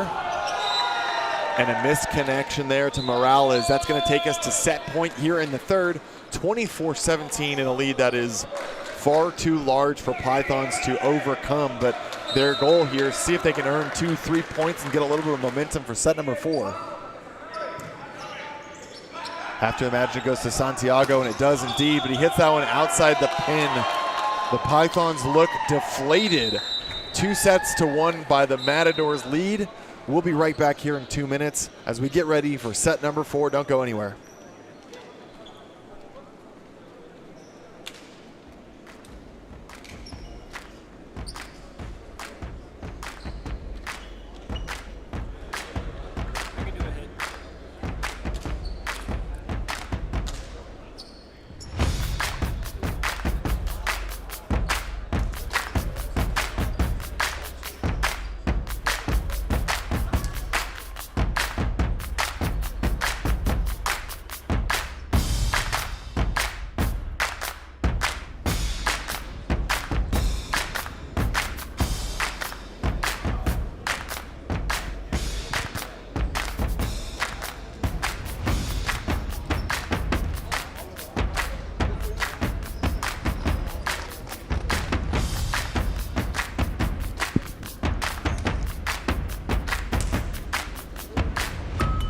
Getting back into the action. So much wisdom to be had from our man on the sideline, Noah Chass. We're going to throw it over to Noah. Noah, take it away. Oh, well, thank you, Nick. And I want to take a second to talk about the significance of the culture, or La Cultura, on this court right now. Obviously, we have our team from Puerto Rico, the Pythons, one of, if not the only, Puerto Rican team in an American professional sports league. Then our team on the other side, the Matadors, full of Southern and Latin American players. And actually, I want to break down the amount of nationalities they have on their team. They have Mexican, Colombian, Dominican, and Panama players on this team, as well as their head coach, Farhad Zarif, is Irani. So clearly a lot of culture on that team and a lot of experience. Many former or current national team players on that roster, and you see that experience on display with the solid defense and the tooled balls off the block, staying composed. Now on the other side, that Puerto Rican pride may be hurting the Pythons a little bit. Many of their teams still playing in the professional league over in Puerto Rico. That's why the roster is as thin as it is. Coach Natasha Mills-Nales tells me before the game she's confident in this core of this Pythons team, but as you can see, sort of the wear and tear of this match is having an effect on this short roster team. So they have to dig deep and see if they can play prideful enough to pull out this upset win, or this comeback win, I should say. Nick, Matt? Well, great to hear. That's something that we've always talked about with the league. I think last year we had somewhere 15 to 16 different countries represented throughout the league, and it's just kind of one of those, interesting spices that's so great with a blossoming and upcoming league. So great to see so many different countries well represented, but, I think that volleyball is pretty universal in that we are seeing the success and the energy from Matadors. Yep. It is absolutely overshadowing what feels like a little bit of chaos on the side of the Pythons. Yeah, a little bit up and down as we expected to see from the Pythons. Really just have not been able to get that momentum behind them other than a few moments there in set number 2 when they got that response. They compounding the errors late in set 3 that gives the Matadors the advantage and an easy finish through the line. Now, will we see a response from the Pythons? As we saw in set 2, they're on the side of the court that everyone seems to be winning on, right? Or will the Matadors kind of just, get the job done here in set 4? Yeah, and I tend to think when you think of teams' identities, like, Matadors is very easily characterized by they are the team that's willing to do the work. They're getting the digs, the soft blocks, but they want to play the rally. They want to play the full point. And a lot of teams, especially the very big physical teams, they're not used to playing that rally out. That's what gave the Ramblers some trouble last event. And so right now, we're really seeing that is this team's identity. They're very disciplined, and they're just top to bottom going to see the point out. The Pythons, we don't really have a sense of their identity with this lineup here. Some flashes in the middle, some flashes of Jair on the right, some on the outside, but they just can't put it all together. So we'll see if they can do that here in the 4th as we're underway. Dug by Feliz. Now a big attack from Montez. Nice off-blocker defense, giving the Python another chance. A lefty swing there from Santiago.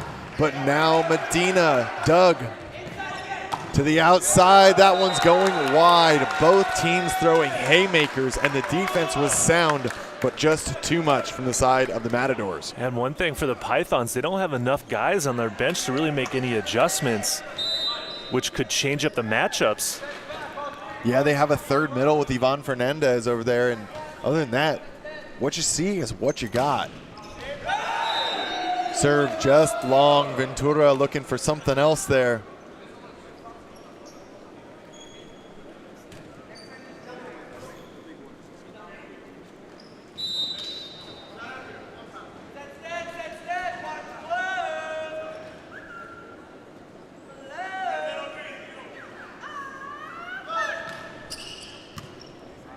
Medina with an easy pass, gets the set, double block, tools it out of bounds once again. Medina has just been wrecking havoc all match long, and they just cannot handle the heat. Yeah, we're going to sound like a little bit of a broken record, Nick, but the Pythons just can't get their block over the net to slow down the Matador defense. Yeah. Gets the overpass off the serve. Montez takes first ball. Right back to Medina on the pick. I absolutely love what Ventura is doing. He gets the kill on the backside. Now we see Medina taking that same bit of momentum. Big serve, gives it to him right away. You keep that arm hot as long as possible. Medina will win this match for you single-handedly. Absolutely right, Nick. Feed the hot hitter. And there's the heat once again. Free ball coming over maybe from the Pythons. Do they go to the back row once again? Yes, they do, but he was over on that one. just barely on the line. One too many times to the well, unfortunately, for the Matadors that time. But, I mean, that just speaks to how much confidence Ventura has. Back-to-back Bics, that's not something you see too much of. No, it's not. Especially when the setter's back row and you've got 3 front row attackers, including your opposite hitter.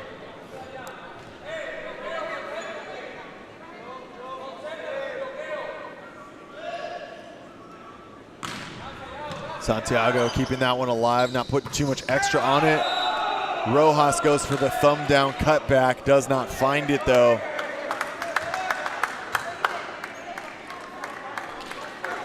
Gotta say, Jose Pacheco, haven't been calling him out by name too much, but the libero for the Pythons has been having a really good match. He's been helping keep some of these rallies alive, but feels like some of the guys around him are, proverbially, as you said, shooting themselves in the foot, just letting some of those rallies die. Pythons don't have feet, Nick. Yeah, I've heard that before.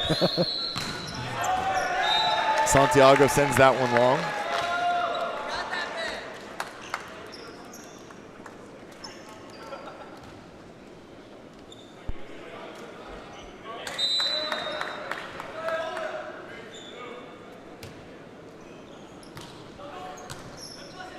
Tight pass, brought back to Cuevas. Really extends himself there. Not a lot of power on that one, but when you're that aggressive out of the back row, you don't really have to sometimes. Yeah, that was an aggressive and athletic play there by Cuevas that time. Joseph doing a nice job finding the ball, jumping nearly all the way to the net and scoring that point. Float serve left short. Yanis does not get the contact he wants there.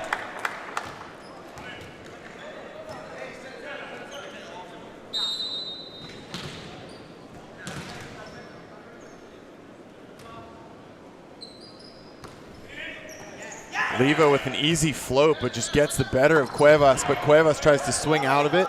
Dug by Feliz. Montez swings out of it successfully on the outside, tools off the block. Now that time the Pythons with a good block move got their hands over, now they just got to redirect it back to the middle of the court and not the sideline.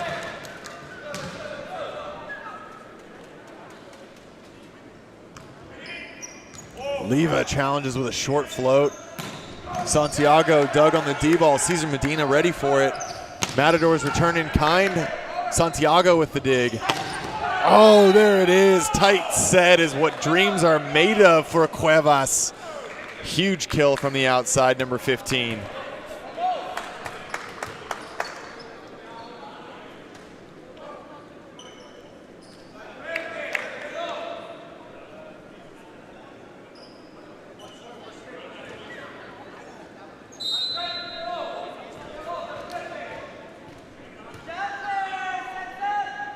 Morales with the jump. Off the tape. Montez, that set a bit low. He was a bit late. Not the connection he wanted. Ventura says, my bad. I'll fix that one next time. A little bit of an interesting play with Olea kind of throwing his hands up to take that pass.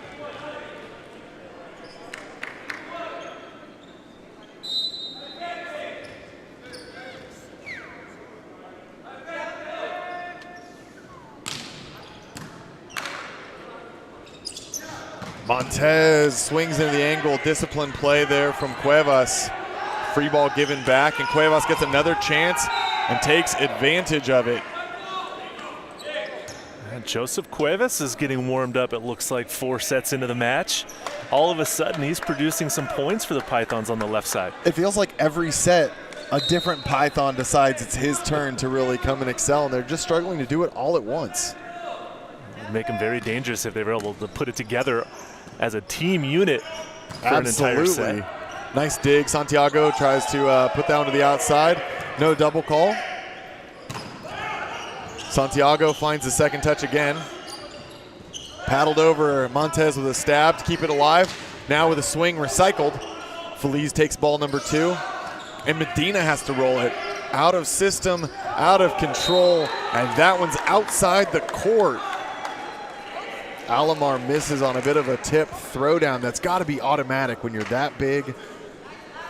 Got to keep that one alive. Just hot and cold for the Pythons through the middle. Unfortunately, that time Alomar was up and available in transition on the counterattack, but just misses wide. Once again, impressive defense from the Matadors for sure, though, as they're tied at 7s. That set was very tight and very low by the time it got to Cuevas. Not a whole lot left for him to do there. Important time right now for the Pythons to get a side out. They can't sacrifice back-to-back errors at this stage of the match. Nice little bailout for the Pythons. Montez leaves that one short.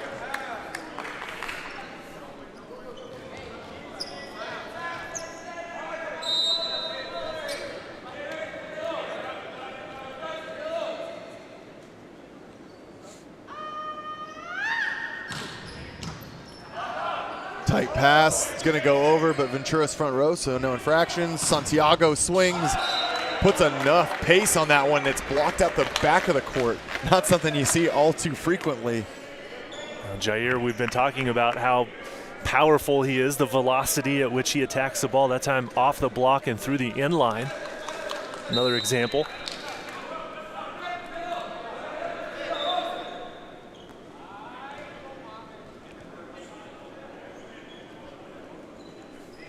Need a new ball, make sure there's no sweat on that one.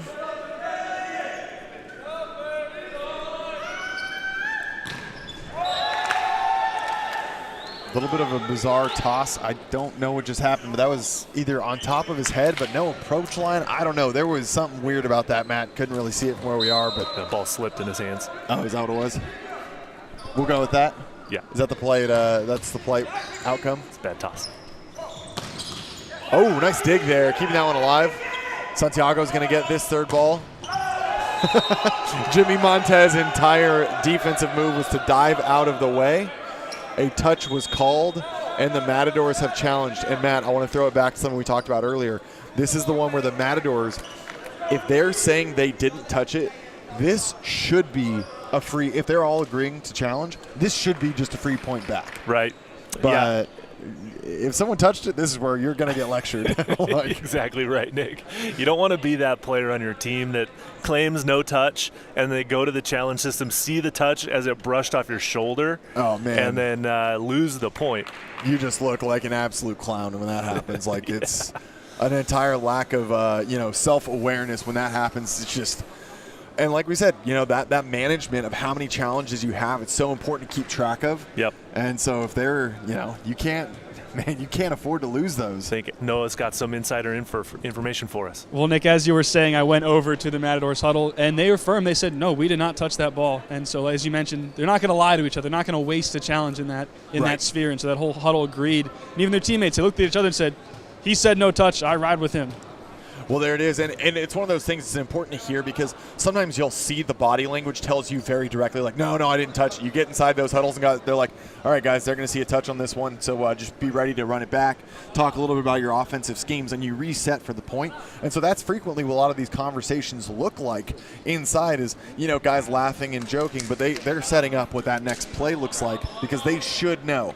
Now, worth noting, the call as it stands was a touch on the block. This has to be overturned irrefutably. So if for some reason the camera angle shows anything different, that's not clear, it's not concise, yep, it's going to stay with the Pythons. Yeah, so it's hard to say if it was touch off the block or touch off the back row player. I had very good view it was not off the back row player. Jimmy Montez turned and dove out of the way completely. Yes, agreed. I saw that as well, so we are in agreement of that. Yeah. So I have to imagine they saw it off the block, but our R2, Pat Bradley, getting the call right now. So we're about to hear a finalized ball is out. No touch. As we said, no surprise there. That's 2 for 2. Matadors are one of 2 now on their challenges, as are the Pythons. So both teams with 2 challenges remaining. By my simple arithmetic. Finger counting.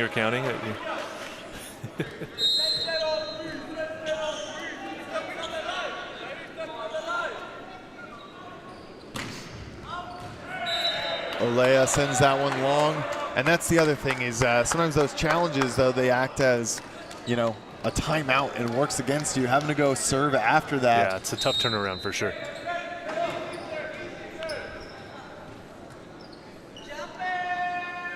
Joseph Cuevas catches Matadors a little unexpectedly, but Medina, he is the absolute trash collector over there. Doesn't matter what the problem is, send the ball his way and let him get you out of that Certainly. situation. Medina making a case for man of the match for the Matadors if they were able to get the win, but that's a huge swing for them to maintain a tiny advantage here in set 4. Yep, just a 1-point lead.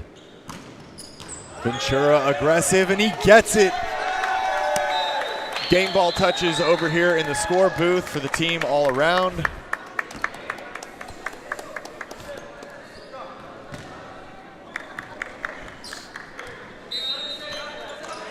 And that small lead grows to just 1 point larger now. Ventura seeing if he's able to get a back-to-back ace. Certainly putting good pace on it, but a great pass from the Matadors. Flees all over that off speed. Montez looks to transition. And now Leva tips over the top, but picked up. Pythons might have netted there, but a chop keeps that one alive from Montez. And that's going to be banged off the outside hand of Medina. Matt, looks like you're seeing maybe a net there. I thought I saw just a micro touch of the net on Jair Santiago that didn't get called in the, sort of the middle part of that rally.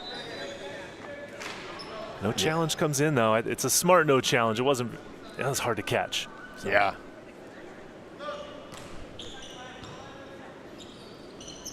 Nice set to Rojas. A great off the net set there. Good connection and an easy point for the Matadors back to that 2-point lead. That attack continues to work well for the Matadors, and it's really posing some serious problems for the Pythons' block and defense. And it's Rojas in the middle, and Rojas, if I'm not mistaken, is traditionally a pin. He's not even a middle blocker, so they're just tossing him in there. They did it event 1 as well.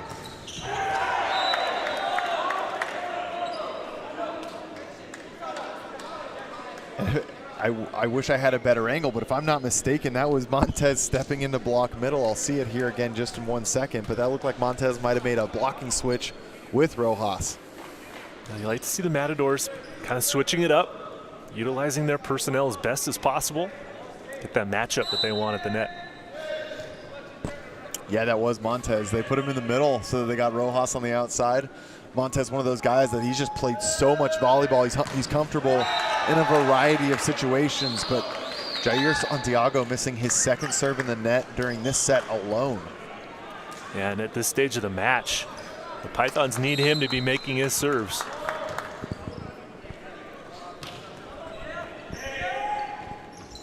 Set to the backside. Santiago unloads the hammer on that one. Rojas upset that he didn't get it. He almost got his shoulder dropped into the court there and bring that one back, but too much heat to handle. Yeah, he wanted that one in the defensive zone. Good dig, it just went up into the crowd. Once again, that middle connection, all props goes to Ventura. Really doing a nice job finding Ricky Olea in that, I want to say out of system middle connection, but man, they made that look clean. That was a great play from off the net, firing it in, getting some good heat on it too. James Villano, someone that spent a lot of time training with the Stunners last season, didn't end up playing really with them. He was kind of one of those off-season training guys that before they had their main setter, Randy Ramirez, there, he was there. And you know, couldn't quite find the purchase on a team, wasn't sure where, you know, what was in store for him in this offseason when Matadors were rebuilding. He was ready to answer the call, so it's exciting to see him battle his way back onto the court. We've reached our media timeout here in set number 4. Yeah, we haven't seen it yet today.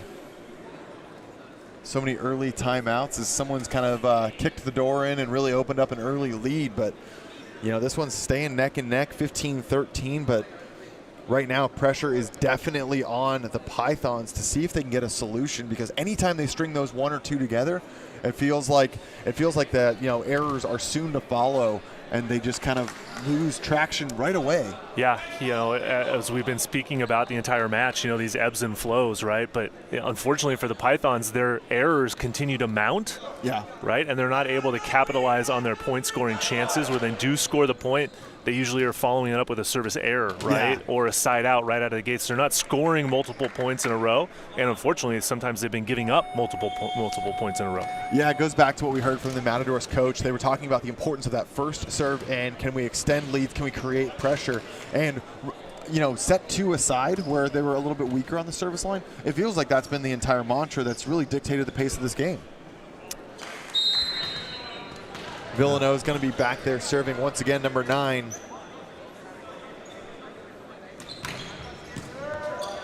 Perfect pass, gets the opportunity.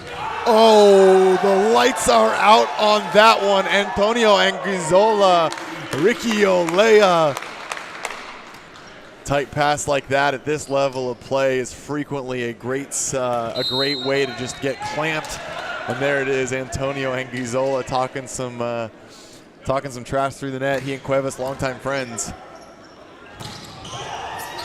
Feliz gets the pancake. It's alive. Montez unable to transition that ball. Now the Pythons have to now capitalize on that Matador error at this stage of set number 4. Morales at the inline gets ready to serve. Hasn't been their strongest server tonight. Nice pass by Feliz, back to the Bic. Off of Santiago, Cesar Medina continues to be a reliable option out of the back row. Got to say, the Matadors last year, it felt like the thing that we talked about so much was them finding a reliable setter.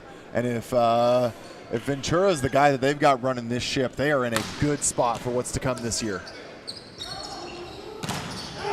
Ooh, you heard it throughout the gym here. Everyone thought Cesar Medina was about to put Santiago on a poster, but Santiago able to move the block out of the way, gets the nice tool, scores a much-needed point for the Pythons.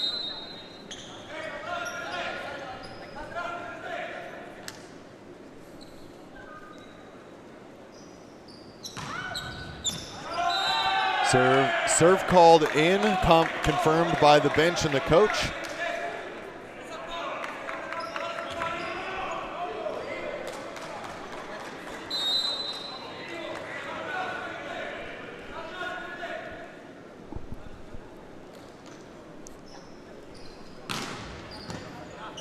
Feliz ready for that one. Anguizzola shut down. Cuevas didn't like what he was hearing through the net earlier. Yeah, Cuevas gets one back to draw us even at 17 points apiece. And you saw Anguizzola purposefully turn his body to attack down the line instead of go high hands, and pays the price for it. That's something we talked about in years past. Is Anguizzola one of the youngest players in the league? He's a Panamanian that's been playing here in the U.S. for some time, but hasn't quite. He was developing a bit on that Stunners bench, and that was one of the things that with the team not bringing him back this season, it was where can he go? That he's got so much talent, he's got a lot of size. Yeah. Where can he continue to refine? Because a guy at that age, he's 23, I think, years old. He's got so much time ahead of him. Yeah. How can he go develop and learn when to high hands? Well, let's also mention that he's 6'8", right? And extremely athletic. He's big. He's just raw, right? And he's got to play more volleyball. Has to be more active in being aggressive and just making the smart choices that comes over time with sort of that volleyball IQ that you develop. And guys, Coach Farhad Zarif in that timeout telling his team, hey, let's calm down, let's relax, let's settle back in. And Olea actually telling the rest of his guys that they're not going to roll over and give this to us. We have to go and take it and earn it. And they just earned a kill right there off of that timeout. Absolutely magnificent. One-handed back set from James Villanova as he finds Antonio Anguizzola down the line. What a performance from those two off the bench. That was a big opportunity and a very important point scoring chance for the Matadors now.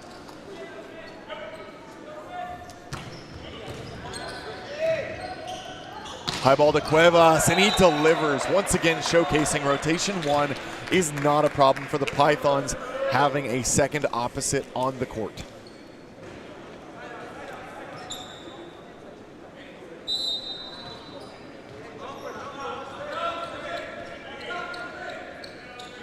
18s apiece. Can Cuevas get a little bit of magic started? Cesar Medina, uncharacteristic miss. That's the first one in the net. Something we haven't seen too much of that he's actually pretty notorious for is a very aggressive 4-4 swing.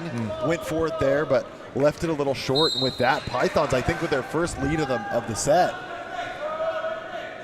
Very important for the Matadors to look at the blocker matchup now of the Pythons players. Villano lays out to save that one. Ismail Alamar transition offense, beautiful right there. Kill for number 17. Pythons finding their rhythm and their groove right now, and not a moment too late, Matt. Martin Patrice rotating in here for Rojas. A little bit of concern from the side of the Matadors that they're going to need a true middle blocker in there to slow down Ismail Alamar before he maybe gets hot again. Well, he's 2 rotations away from doing his reverse double sub, so just a little game management. Nice set by Feliz. Medina uses the hands of Alamar, puts that one out of bounds, and the double sub undone from Anguizola being replaced by Ventura, and Villano being replaced by Liva.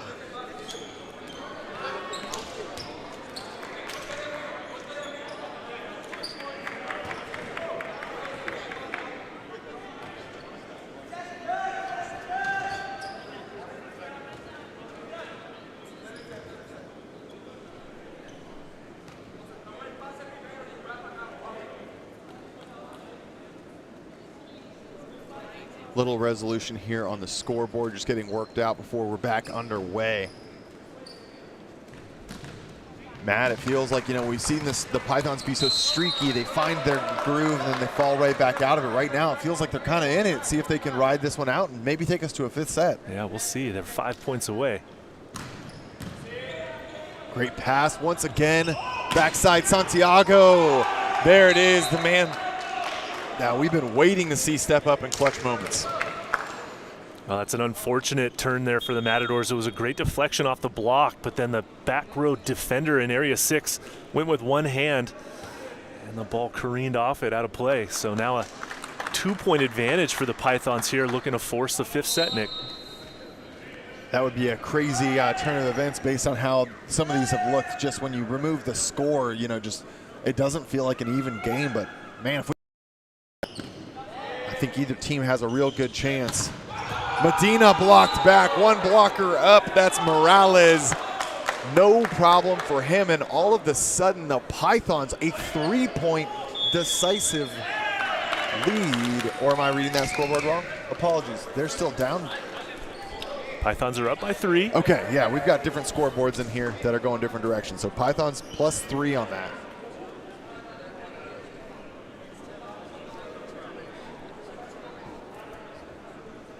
Yeah, I've worked it out in my head. We're going off of guest and home, and with 2 different inverted scoreboards. What's the worst part is everyone at home watching has no idea, so I'm just an idiot that can't read a scoreboard. But that's okay. For anyone that's watched knows that's not anything different than they should ever expect. I'm okay. I can wear that one. But while this one's about to wrap up, Matt, up next, you guys are taking on the Chicago Untouchables in what might be one of the most contested matches of the day. Yeah, it's going to be another exciting match, I think, to follow this one up. I don't really know what to say about the Untouchables. They're a kind of rebuilt crew after last year, and expect to see a hard-fought battle. That one's going to be at 1 p.m. Pacific Standard Time, 4 p.m. Eastern, obviously. Same place, so don't go anywhere. That one's going to be coming right back your way. But now back into the action at hand. Ismail Alamar with the float serve. Quick set to the middle, too low. Rojas needs a little bit more. And that's going to be a point for the Pythons. 23-19, 4-point lead. We've said it before. Is it too much at this point in the game? Matadors don't side out now. This one is in the books.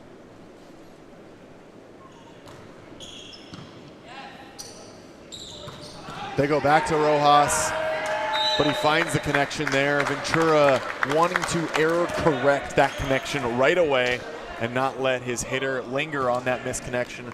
Very well done by him. Down by 3 now. with Cesar Medina on the service line. If you're a Matadors fan, that's the best thing you could hear all day right now.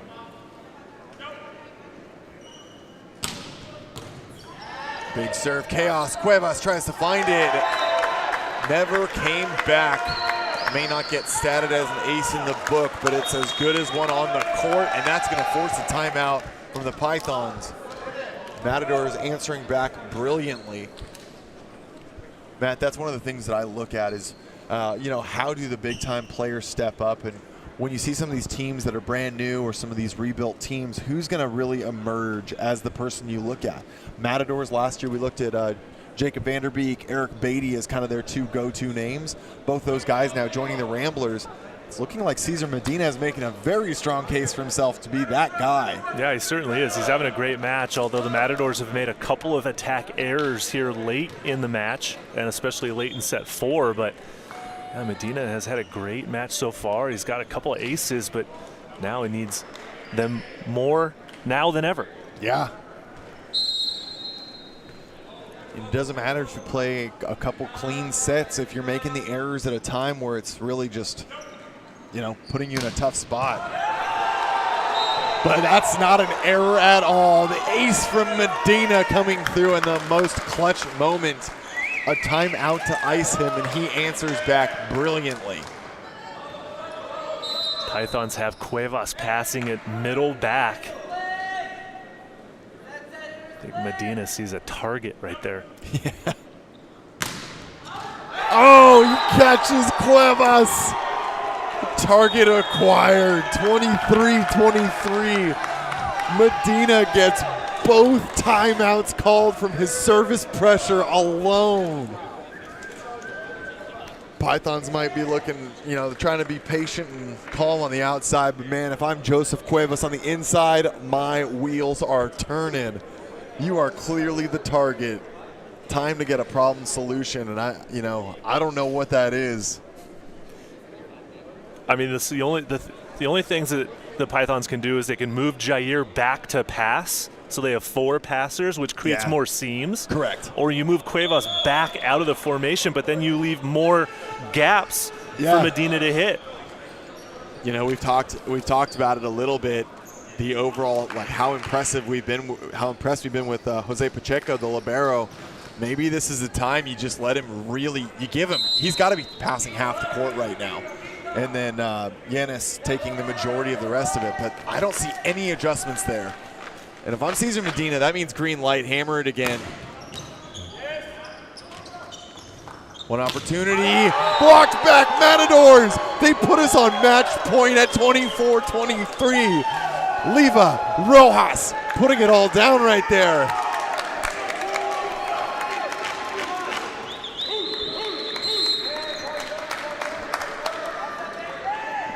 And just like that, match point on the line.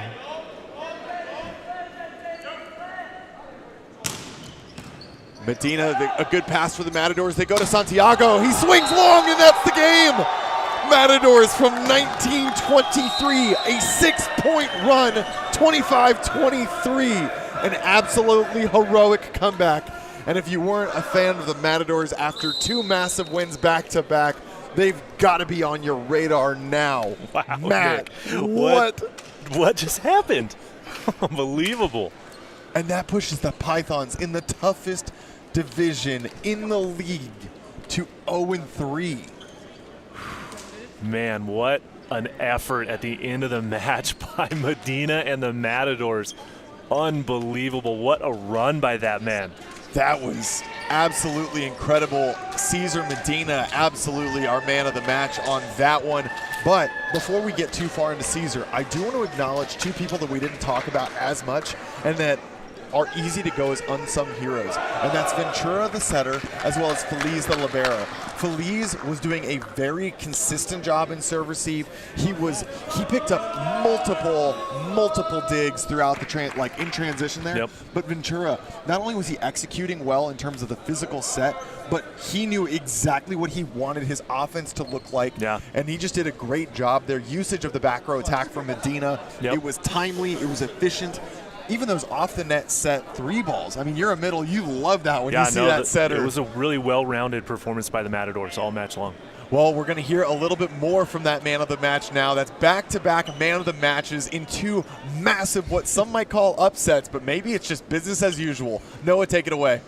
Nick, they are no longer upsets anymore. This team is a team to watch out for. Cesar Medina, 17 kills, 7 aces, a few of them right there to come back in that last set. What was going through your mind in the service line in that last set? Just letting it rip, honestly. I told myself I'm going to just go for it. I'm going to go all out, and hopefully, I get some couple of aces, and that's exactly what happened. Thank God. You certainly did, and this is another team where maybe you have a size disadvantage, but still playing smart, great defense, tooling off the block. What goes through your team's mind, and what do you think of when you're playing a team that might be physically a little bit bigger than you? I mean, I think it's just our confidence. We have a lot of passion, a lot of heart, and that actually pays off. We're not intimidated by anybody. We just try to play our game, basics, and we go from there. That's all it is, honestly, and it helps us a lot. What statement do you feel your team has made in these first 2 events to the league? Just don't count us out. That's it. Don't count us out. We're ready. You hear that? Myself, Nick, and Matt do not count out the Matadors. They get this one in 4. Guys, back to you. Well, that was certainly an impressive showcase, and it makes us start to say, is this, a Pythons team that kind of flashed hot and they're maybe teetering out? Is it more of a personnel issue? We don't know, but I can tell you with very high level of certainty, this Matadors team is one to be respected. And for one of our more seasoned teams that has struggled to find a purchase, a little bit of respect on their name, this is a welcome change. Awesome to see for them. This is, What a way to start the day. Yeah, definitely a great way to start the day. And as a nice little layup follow-up, you're going to be exiting the desk. Time to get your boys ready to go. That's going to be the OC Stunners, Chicago Untouchables, coming back in just 1 hour's time. So for Matt Prosser, myself, Nick England, Noah Chass on the sideline, we'll be right back. 1 hour's time. Don't go anywhere.